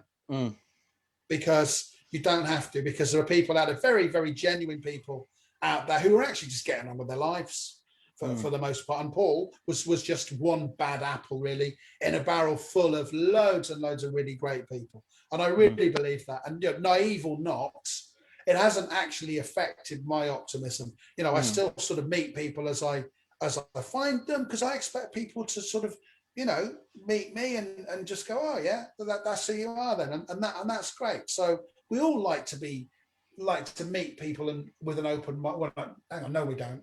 But we all like to be treated well. So I like to be treated well, so I like to treat other people well. So, you know, so that one guy, for a split second, and I shouldn't have even written it really, yeah, I did think, oh, what's the point? But actually, there's every point, because every time I speak to somebody, I learn something new. And so if I'm learning something new, then that means other people can learn something new. You know, and I think that's really important. I think, you know, to actually listen to people and to have to really hear what they're saying. And as I say, no two people have ever been the same, which I love about it as well. And why would they be? We're talking different people from different walks of life. I said a few little things in common, but they each have a different moment where they change, and they each have different hurdles to get over, and then they go in different directions. I mean, Vinnie Bradish was one of the most notorious bank robbers he's now trained as a fire walking instructor, which makes me smile. But who would have thought that? Mm.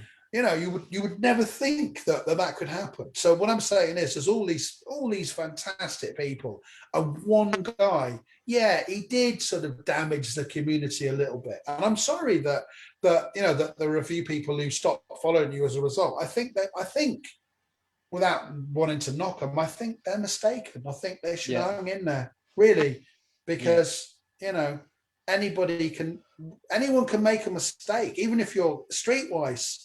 You know, we all got fooled by it a little bit because because we were looking for the best, weren't we? We're all looking for the best in them. I mean, you know, my point is that I like to live on the fact that I've been given chance upon chance upon chance upon chance, and you know, I like to my faith means that I should give people that chance. And when you give them that chance and they then step on you and then they put you in a sort of position, it does hurt. And yes, a lot of it was to do with my pride. Facebook's a real bugbear for me, because you know, my mental health hasn't always been great. And when someone pisses me off, the first thing I want to do is write a status about it, because that's my default to write. You know, so the first thing I want to do is put a status out there about it, and you know, it's got me into a lot of trouble at times, because I've said one thing and then that started a debate, which has started an argument, which you know. I've been in a certain mindset and I've put things that you know that I was feeling at that time, and that's caused people concern. You know, so like many people, I you know, I've started to learn that Facebook isn't a platform for that. It's great. It's a great platform for this, and it's a great platform for you know, speaking and getting your point across. It you know, if you have a valid one, because not everybody has a valid point, you know, and not everybody has a story, but not everybody has a story that needs to be told. Yes. But you know, the whole thing about this is that I'm getting people on that really do have a story to be told. Not just a story to be told, but a story that should be listened to. And when people put that sort of in danger, that really sort of irks me. And then that sets it off. And I'm quite an emotional guy, so I must learn not to, you know, it's resentment and getting let down and things like that. You just, you know, for so many years I've had people saying, oh, you know, I'll help you with your career, I'll help you do this, I'll help you do that, you know, I'll help you get your point across, I'll help you build this, I'll help you do that. And none of them ever came through. And it's only since I've been in this sort of circle of artists, let's call it, that people have actually stood up and gone, I'll help you, and actually backed it up. You know, and that's what really sort of, I really felt hurt for you know, because I know that you genuinely like the guy, and you know, I felt hurt for the other people as well. So you know, I think it's just, we have to take it. We have to take the losses with the wins. You know. One loss and loads of wins, and many wins in the future as well, and maybe another loss at some point. But you know, you live and learn from it, and that is what it's about. You know, and it's fine. And it, you know, sometimes you have to reflect upon things, and that's the great thing about getting older, isn't it? And having been around a little bit longer, I can cope with the disappointments. You know, it is very much how you cope with your disappointments that sort of makes you the person you are. So my knee-jerk reaction was, well, what? You know, what have you done, mate? You know, you're an idiot. But then you kind of think, well, actually, no, it's maybe that's just the way it is. It's okay. It's not everybody, far from it. And it doesn't change anything that anybody else said. And actually, I don't think it changes any of the things that he said either, because he might well have meant some of the things that he said. You know, sometimes we try and convince ourselves about things, you know, we try and tell ourselves, you know, look, this is the right thing to do. And I really believe that he'd been through the thought processes, you know, because he was articulate enough to talk about victimology and, you know, having spoken to victims and how he understands the consequences of crime and why he didn't want to be a criminal anymore. And I think that even if he didn't believe it, he thought about it and he was trying to believe it, but the addiction outweighed it. So it's not all bad. You know, I believe that he was trying. At least I want to believe that he was trying. And ultimately, yeah, he lost. Well, that happens sometimes. And it's nothing personal to any of us. But, you know, but it's all right. You know, look, nobody died off the back of it. No. You know, we all might have felt a little bit angry, a little bit annoyed. Yeah, a bit of pride, whatever. But it's done. You know, it's done now, and I don't know what's happened to him. And I hope wherever he is, if he's in jail again, I hope he gets help. I hope he does. Yeah, well, you know, I did send him a message saying, you know, I'll pray for him and stuff. But that's as far as I've been able to sort of deal with it. I'm going to be really rude. I'm really busting for the toilet. That's all right, mate. Really being honest. No. Can I just leave you here for 1 second to entertain the people while I just run and go to the toilet and be really rude about it? I'm really sorry, guys. No. Back in 1 minute. Sorry at all. Yeah, no, it's absolutely fine. I have to say at this point, this is kind of weird because I'm just talking to a wall. What I ought to do is actually get up and go for a pee myself, which would be a little bit strange because now, when Jack comes back, he's going to think that I've left him. So hello, anyone who's watching, hope you're well. And it's a bit selfish, but I want you to keep supporting Jack and keep watching this. But also, if you go to conversationswithcriminals.com, you can check out some of the people who I've spoken to. And if you've managed to last an hour and 38 minutes, then thank you very much and good on you. So that's it. I don't know how long it takes for one man to pee now. I've got images in my head that I could really do without. And I might actually regret talking out loud. This is weird. If someone had said to me, actually, that I was going to be in the middle of a global pandemic talking to a wall whilst a podcast host went for a pee, I'd have said I could only dream.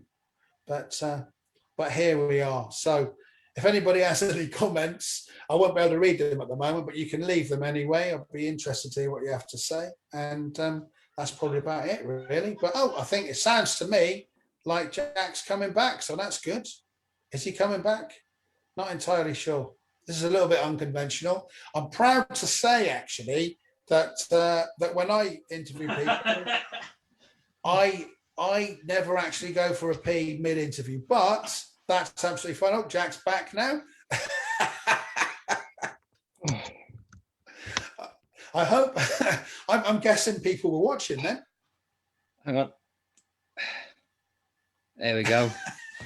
Oh, tell you what, I've been holding that in for an hour. Have you really? Oh, mate, Yeah. You should have said you could have done that ages ago. That's all right. I've been holding for it. I'm sat here, I'm sweating, and I'm thinking I'm going to have to go soon because I'm just really, I'm getting old now. I'm getting to the point where it's a bit dangerous.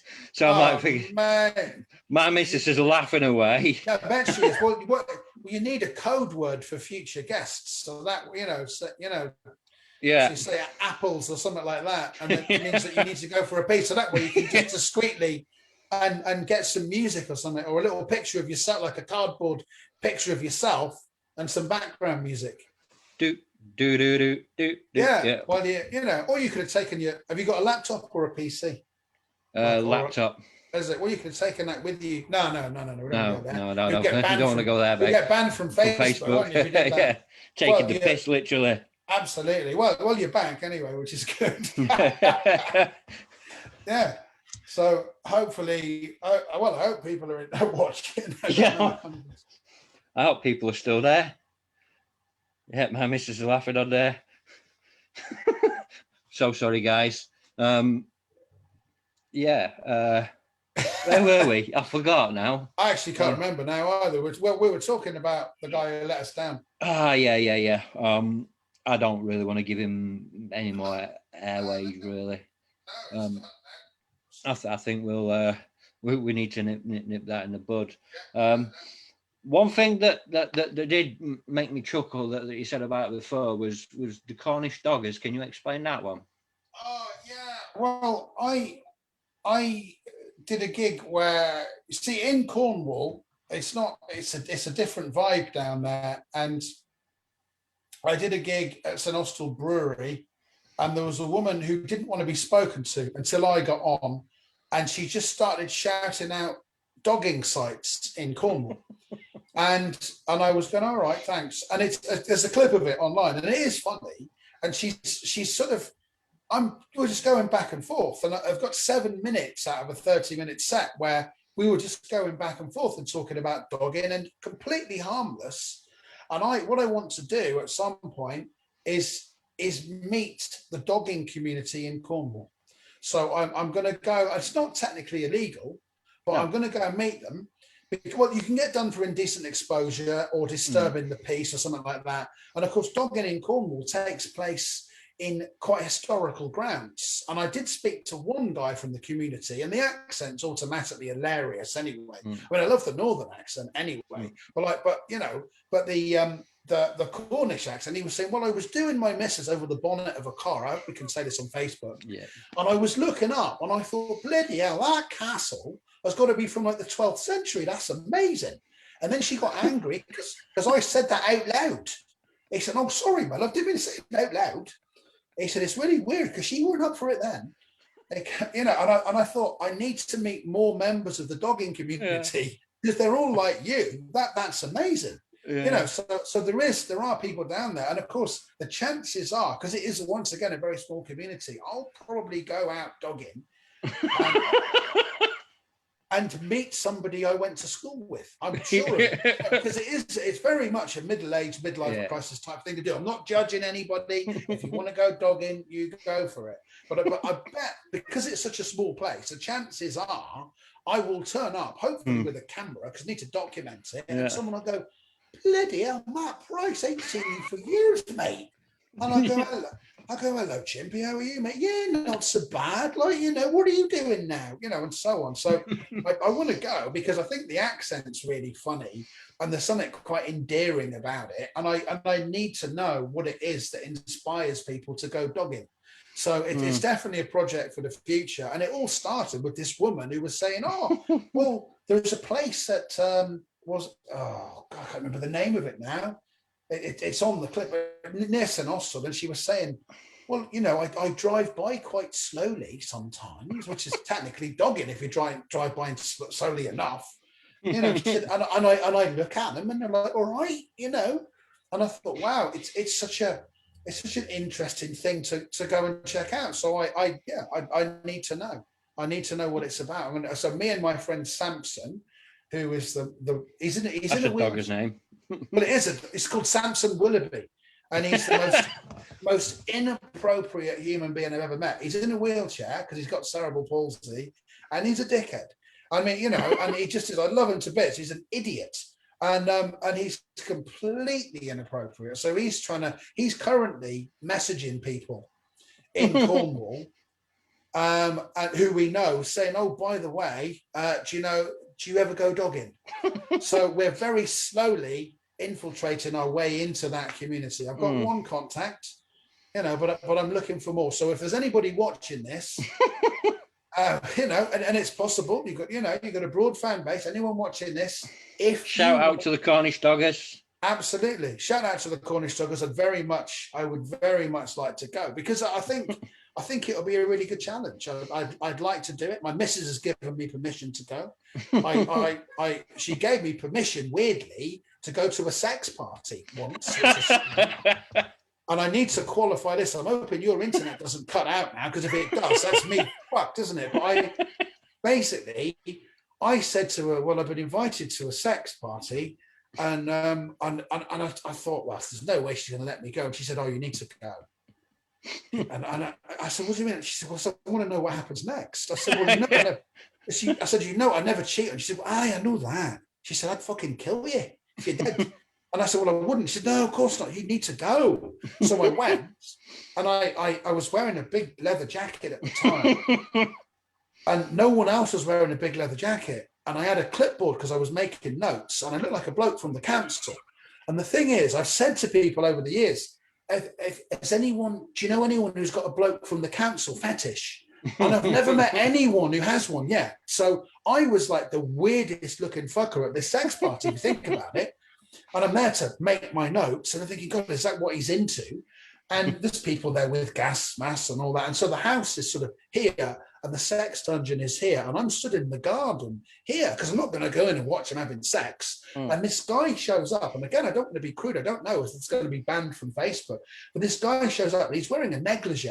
But automatically, he's a lot cooler than me wearing my leather jacket. He's looking at the pervert and the leather jacket, you know, thinking, well, I'm definitely superior to you. And I kind of vaguely recognized him as well, which is a little bit confusing.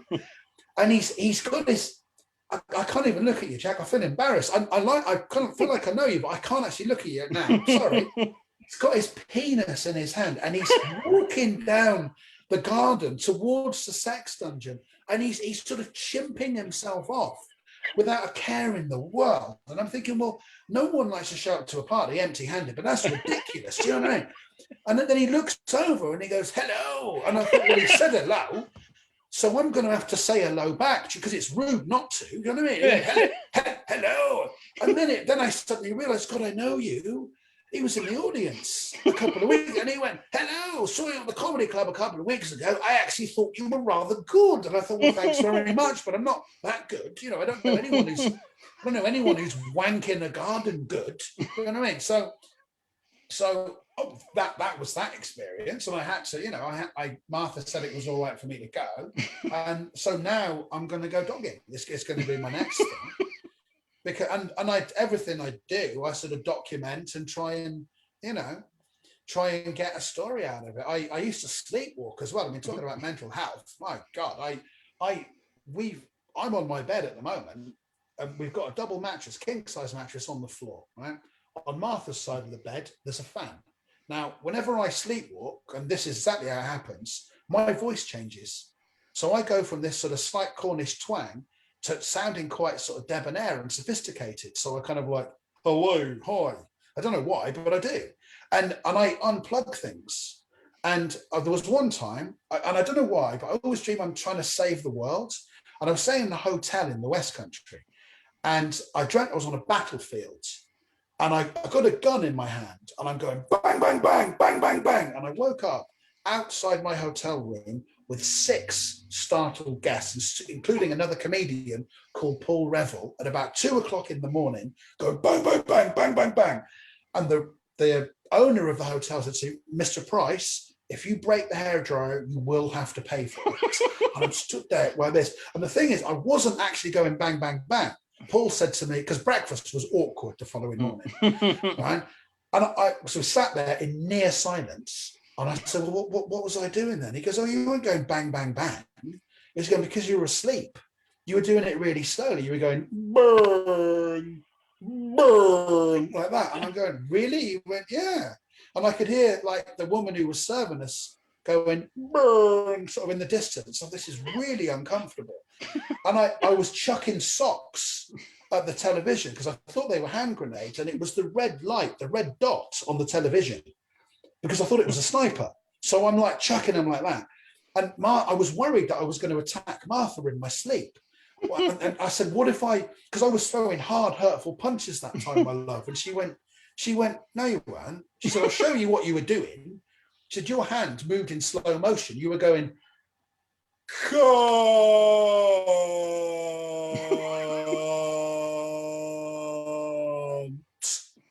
She said, I could have moved out of the way really easily. She goes, you absolutely were not. So everything's sort of grounded in reality. And there was one time I dreamt, her fan, I thought it was a World War II propeller plane that crashed in through the wall.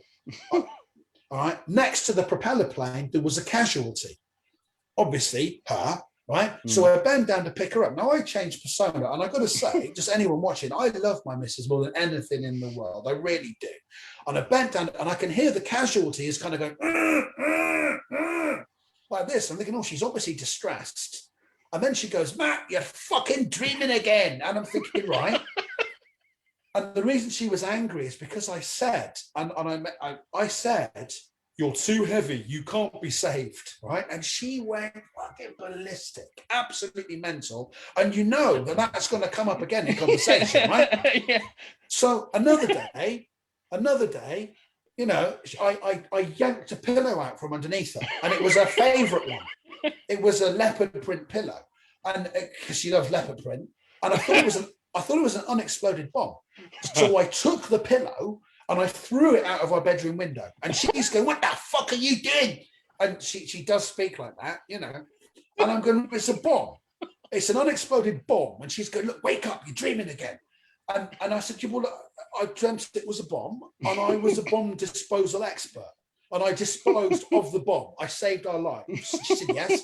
And you unplugged my iPad, and you turned off the Wi-Fi, and, you know, and all this. I said, well, yeah, because the Wi-Fi was going to blow up. All right. I was on a limited time delay. I had to get in there and do it in 10 seconds. Otherwise, we were going to be dead, you know. And then there was an earthquake. So I chucked this pillow out of the window. And then she said to me, right, we need to go to the doctors. So we go to the doctors. And my GP at the time was a pretty cool dude who kind of stifled his laughter a little bit. Martha came with me. You know, and he said to me, Mr. Price, have you considered psychotherapy? And I said, no. And he said, well, I've Googled it. He said, according to, and I thought he was, I couldn't work out if the two of them were conspiring against me. Because he said, according to a psychotherapist, he said, you have if you dream about explosions, like, you know, the pillow being an exploded bomb and all that, he said, you're actually, it's the unconscious desire to ejaculate. Right? And I said to my doctor, I said, I do have a desire to ejaculate, but it's not unconscious. And he's a doctor. He's seen and heard worse things than that. And I said, and why then? I'm all right with ejaculation, but why do I want to ejaculate out of my bedroom window? You explain that to me. And he said, I don't know. I didn't specialize in psychotherapy. You really need to go. I'm not going to give you anything for it. Martha's kind of kicking me under the table at this point. And I'm like, well, that's not very nice, is it? You know, this is what having a domestic. And then she says to me, well, you need to get it dealt with, Matt. And the two of them are giggling at the ejaculation stuff as well. And I'm just getting over it. And she goes, I mean, what happens if it gets out of hand? And I'm going, like, it hasn't got out of hand enough. Do you know what I mean? I really have to pay for an extra hairdryer for one thing. And he goes, what happens if it gets out? What if you end up dreaming that I'm an unexploded bomb? And I go, well, she goes, oh. And then she goes, oh, I forgot. I'm too heavy. I can't be saved, can I?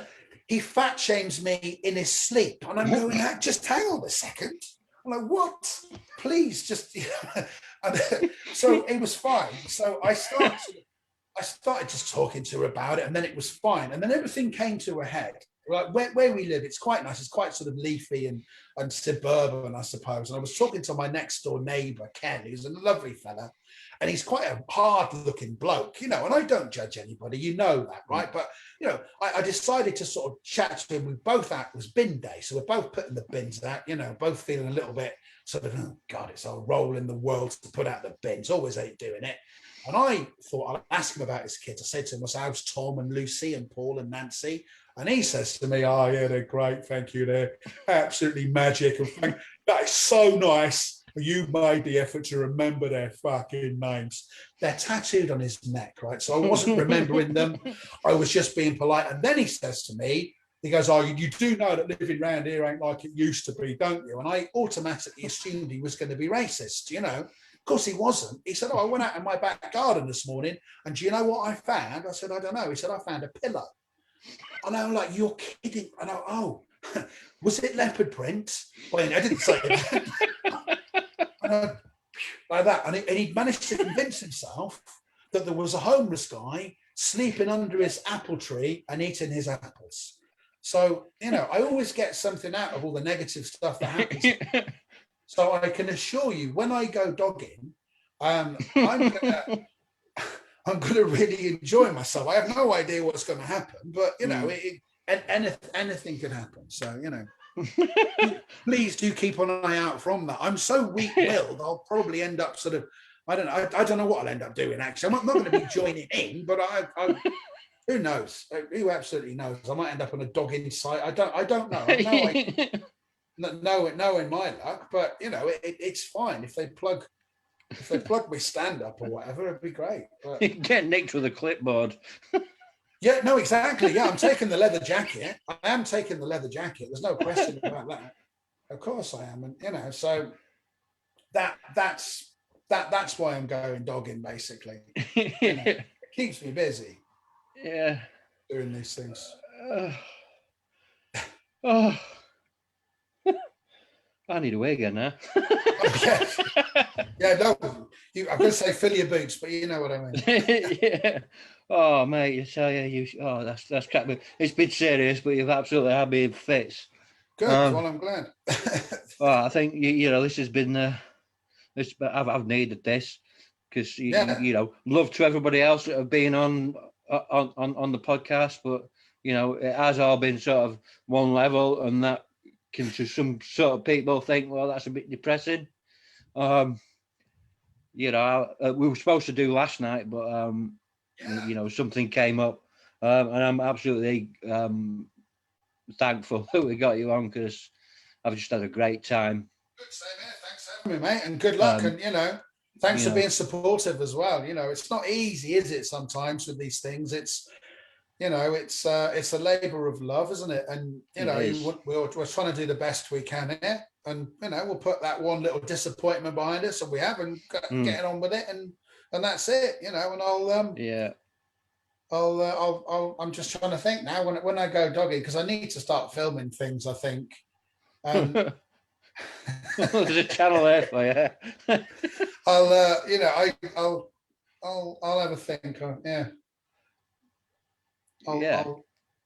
I might sort of film somebody dogging and just sort of stand in front of the camera and just sort of wave and say hello, to the accidental journalist or something like that. You got to take your plug wherever you can. We've got to help each other out, haven't we?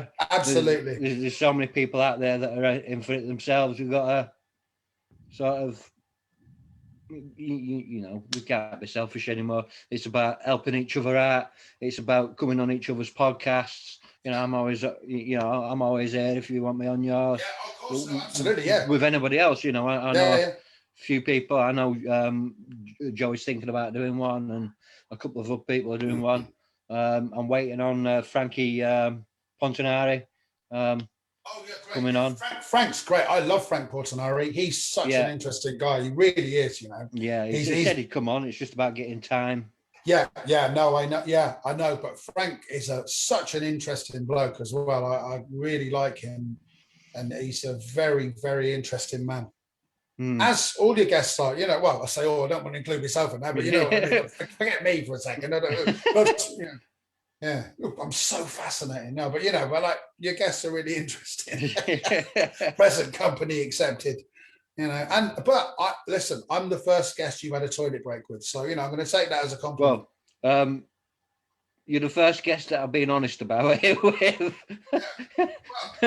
I had camera failures. We've all done that. Yeah, so if you go back through the WODs with the camera, when I was doing the Shed X stuff, a couple of the camera failures there. I've said to him, I ended up just saying to people, in the chat that we have before we go live, I said, look, if my camera goes off and my mic goes off, I'm going to the toilet. And I had it in my head that I was going to go all the way through this time. I was going to do it this time without going to the toilet. And I'm starting to sweat. I'm starting to ache. And I'm thinking, I've really got to go now. So,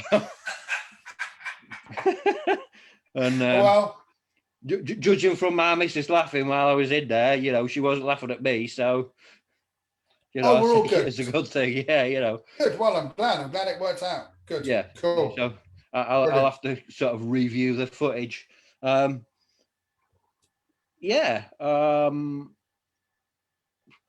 know now. Kind of lost where I was. Is there anything that you would like to ask or get to know about? I don't really know, to be honest, mate. I mean, we've been chatting for a couple of hours, and I found it very easy conversation, which is good. And who have you got next? Then who's on next? So I believe it's. I haven't got my thing to hand, but I know I've got James Jeffries coming up. Cool. Yeah. And Dean Chester, I think, is the next one. Great. I've tried. We're trying to get a date with Frank. Let me think who else I've got. I've got Jason Edwards, the hostage negotiator, coming back on. That'd be brilliant. Yeah. I've got a guy, a good friend of mine, by the name of Stephen. He's going to come on, and we're going to have quite a serious chat about male suicide. Okay. We've got quite a few mental health ones coming up. Mental health is a really strong part of my heart, so I like speaking about mental health. I think that many of us who've had that sort of toxic life, we've held it in a certain place, and we've believed a certain thing, and it's driven us to literal madness. And I believe that mental illness needs to be spoke about more, especially mental illness with everybody, but especially mental illness in men. It's not, because I come from, I love my dad to bits, and I love the male members of my family to bits, but I'd come from a generation of, you don't talk about that. That's understandable. So, I've got quite a few of them. Waiting on Tracy McNess to come back on. We tried, but the odds were really against us, and she couldn't connect, and it was really difficult. And I'm just waiting on other people. I've got Terry coming on at some point to talk about his new books. Brilliant. Got Darren Barden coming on. Great. Who's a great guy.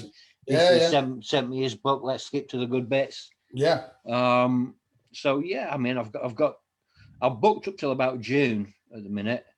And of course you act as well, don't you? Which is good, because I saw, because you sent me a photo of you playing the part of a policeman and then playing the part of a doctor, and it was really, I like how versatile you are. Because I would trust you to remove my kidney, but also to arrest me. So I think it's a great combination. I'll arrest you, then remove your kidney. Absolutely, yeah. Or vice versa. No, I like being behind the camera more. Yeah, okay. But I like writing, and I've made a few short films that have all had a sort of serious issues and talked about serious things. Yeah. I've had a couple of festival selections, but I've also been involved in some pretty decent films and stuff where I've been able to look at my darker side, or I've been able to just help people understand the way that this life goes, that have maybe written a film about it and not, they've got actors in that don't know about it. So, I like to do that, but I do like to have a play, especially with like the film that I did, the monologues, The Asylum, which were made to, because there were a lot of us that were trying to get into the film industry at one point, and nobody would take any of us seriously, because we didn't have headshots, we didn't have a CV.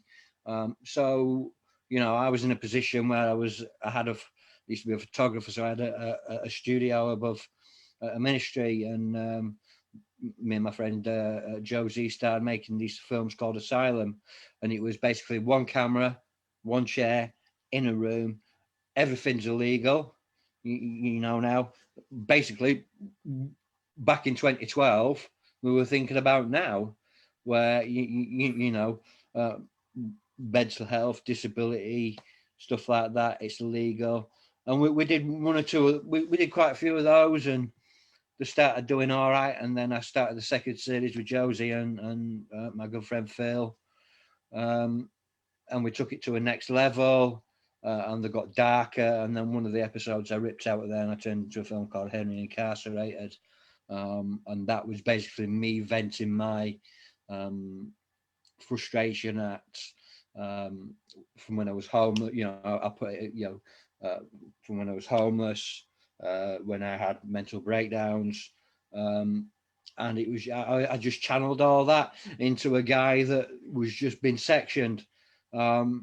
You know, it got a couple of festival selections and a couple of award selections, and then we did one called Elise that I wrote many years ago, which was based around a good friend of mine at the time, called Maria Landon, who wrote the book Daddy's Little Learner. And I was involved in with some students, and we made the film, and then we had a falling out, and the footage was taken away from me. So I had the scripts that was sat there for years. I'd had a very public breakdown trying to become an actor, and I turned up on set of a film that I'd written, pissed, and on God knows what, and ended up being guilted into signing it over for 4 years. So I lost it. Now that film, I've got the rights to the film back, but that's been shelved.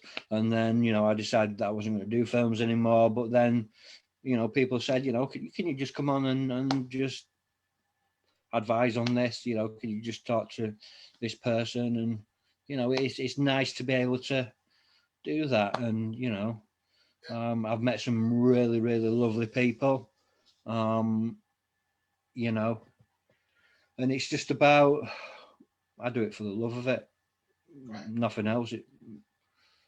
Not money, not anything. It's about love, and I genuinely love doing it. I genuinely love, you know, just being able to just step in front of the camera and become someone else for 20 minutes, half an hour, whatever. That's my way of entertaining people. But this as well, I like doing this. I was very, very shy. You'll see the difference between the first ShedX episode and this now. I was really shy. You know, I used to let people talk. I didn't talk much. You know, all the interviews I'd done were for other projects, and they were on the phone, so they were quite easy for me to do. For me to step out into, I never really had any success, and then when I started doing these and stepped into faith really, and you know, stepped over my fear, people started taking me seriously and going, actually, this is one guy to watch. You know, the like watching these. I like hearing my point of view, which is nice because I never had that when I was growing up. You know, I was always the dyslexic kid. I was the special kid. You know, and I didn't even understand myself. Never mind other people understanding me, so I can see where it come from. But I absolutely adore doing this. You know, I know my missus loves me doing it. She bought me a T-shirt and a cup. Oh, that's cool. That's great. Yeah. You know, and I must mention Johnny Taylor as well from No Means City Clothing. He sent me a T-shirt that I'm yet to wear. I've misplaced it. I've been honest with him and I've misplaced it, but we will find it. It's just, you know, Ray stepping in to help out and Johnny stepping in to help out, and they're coming for me. You know, it's good. You know, Yeah. I like it. I like doing this, and I like speaking to people like you. I like getting other people's stories, and I like, you know, I like the serious stuff, and I love speaking to Jasvinder the other week and going out of my comfort zone and finding out about, you know, forced marriage and stuff like that. But talking to you tonight has just been an absolute. It's always a pleasure with everybody, but tonight it's just really brought me back down to earth. it's made me laugh, and I know for a fact you've entertained so many people. You've entertained me. You've entertained my wife, who's been chuckling away in another that's room. good. I'm glad. You know, that's nice. Yeah. She has said that I should never have had that second coffee. if you see me do this, right, I'm like waving to the missus to get the boys to go and make me a brew. Oh, brilliant. I'm a big coffee drinker. I can go through a jar a week. Oh, and, really? Wow. Okay. Yeah, it's ridiculous. But yeah, I shouldn't have had that second coffee. I really must learn to go to the toilet before I start as well. Wow. But yeah, I am going to wrap it up now. Yeah, no problem. I'll chat to you in a second. Yeah. But I want to thank everybody tonight for getting involved. I see there's quite a few comments on the thread. People like Tony Sales have commented, and Andy Dunsmore. Yeah, you know, people, James Jeffries, Teresa Crowley, a lot of the people that come by and watch, you know, every week without fail. And I really want to thank everybody that does that from the bottom of my heart. You know, it's really humbling that, you know, there are people out there that do come to not listen to me and not just the guests. So I want to say, you're doing cheers, a great mate. job. Seriously, Cheers. thank you. So I want to say thank you to everybody. I shall see you next week at some point. It's going to be a slightly different itinerary. I'm going to have to change some things about, but it'll probably be some point over maybe next weekend or something. We'll sort that out. I will let you know. Thanks, guys, for tuning in as always. And I'm going to say it's good night from me. Good night from him. And I shall see you soon. Cheers, guys. Love you all.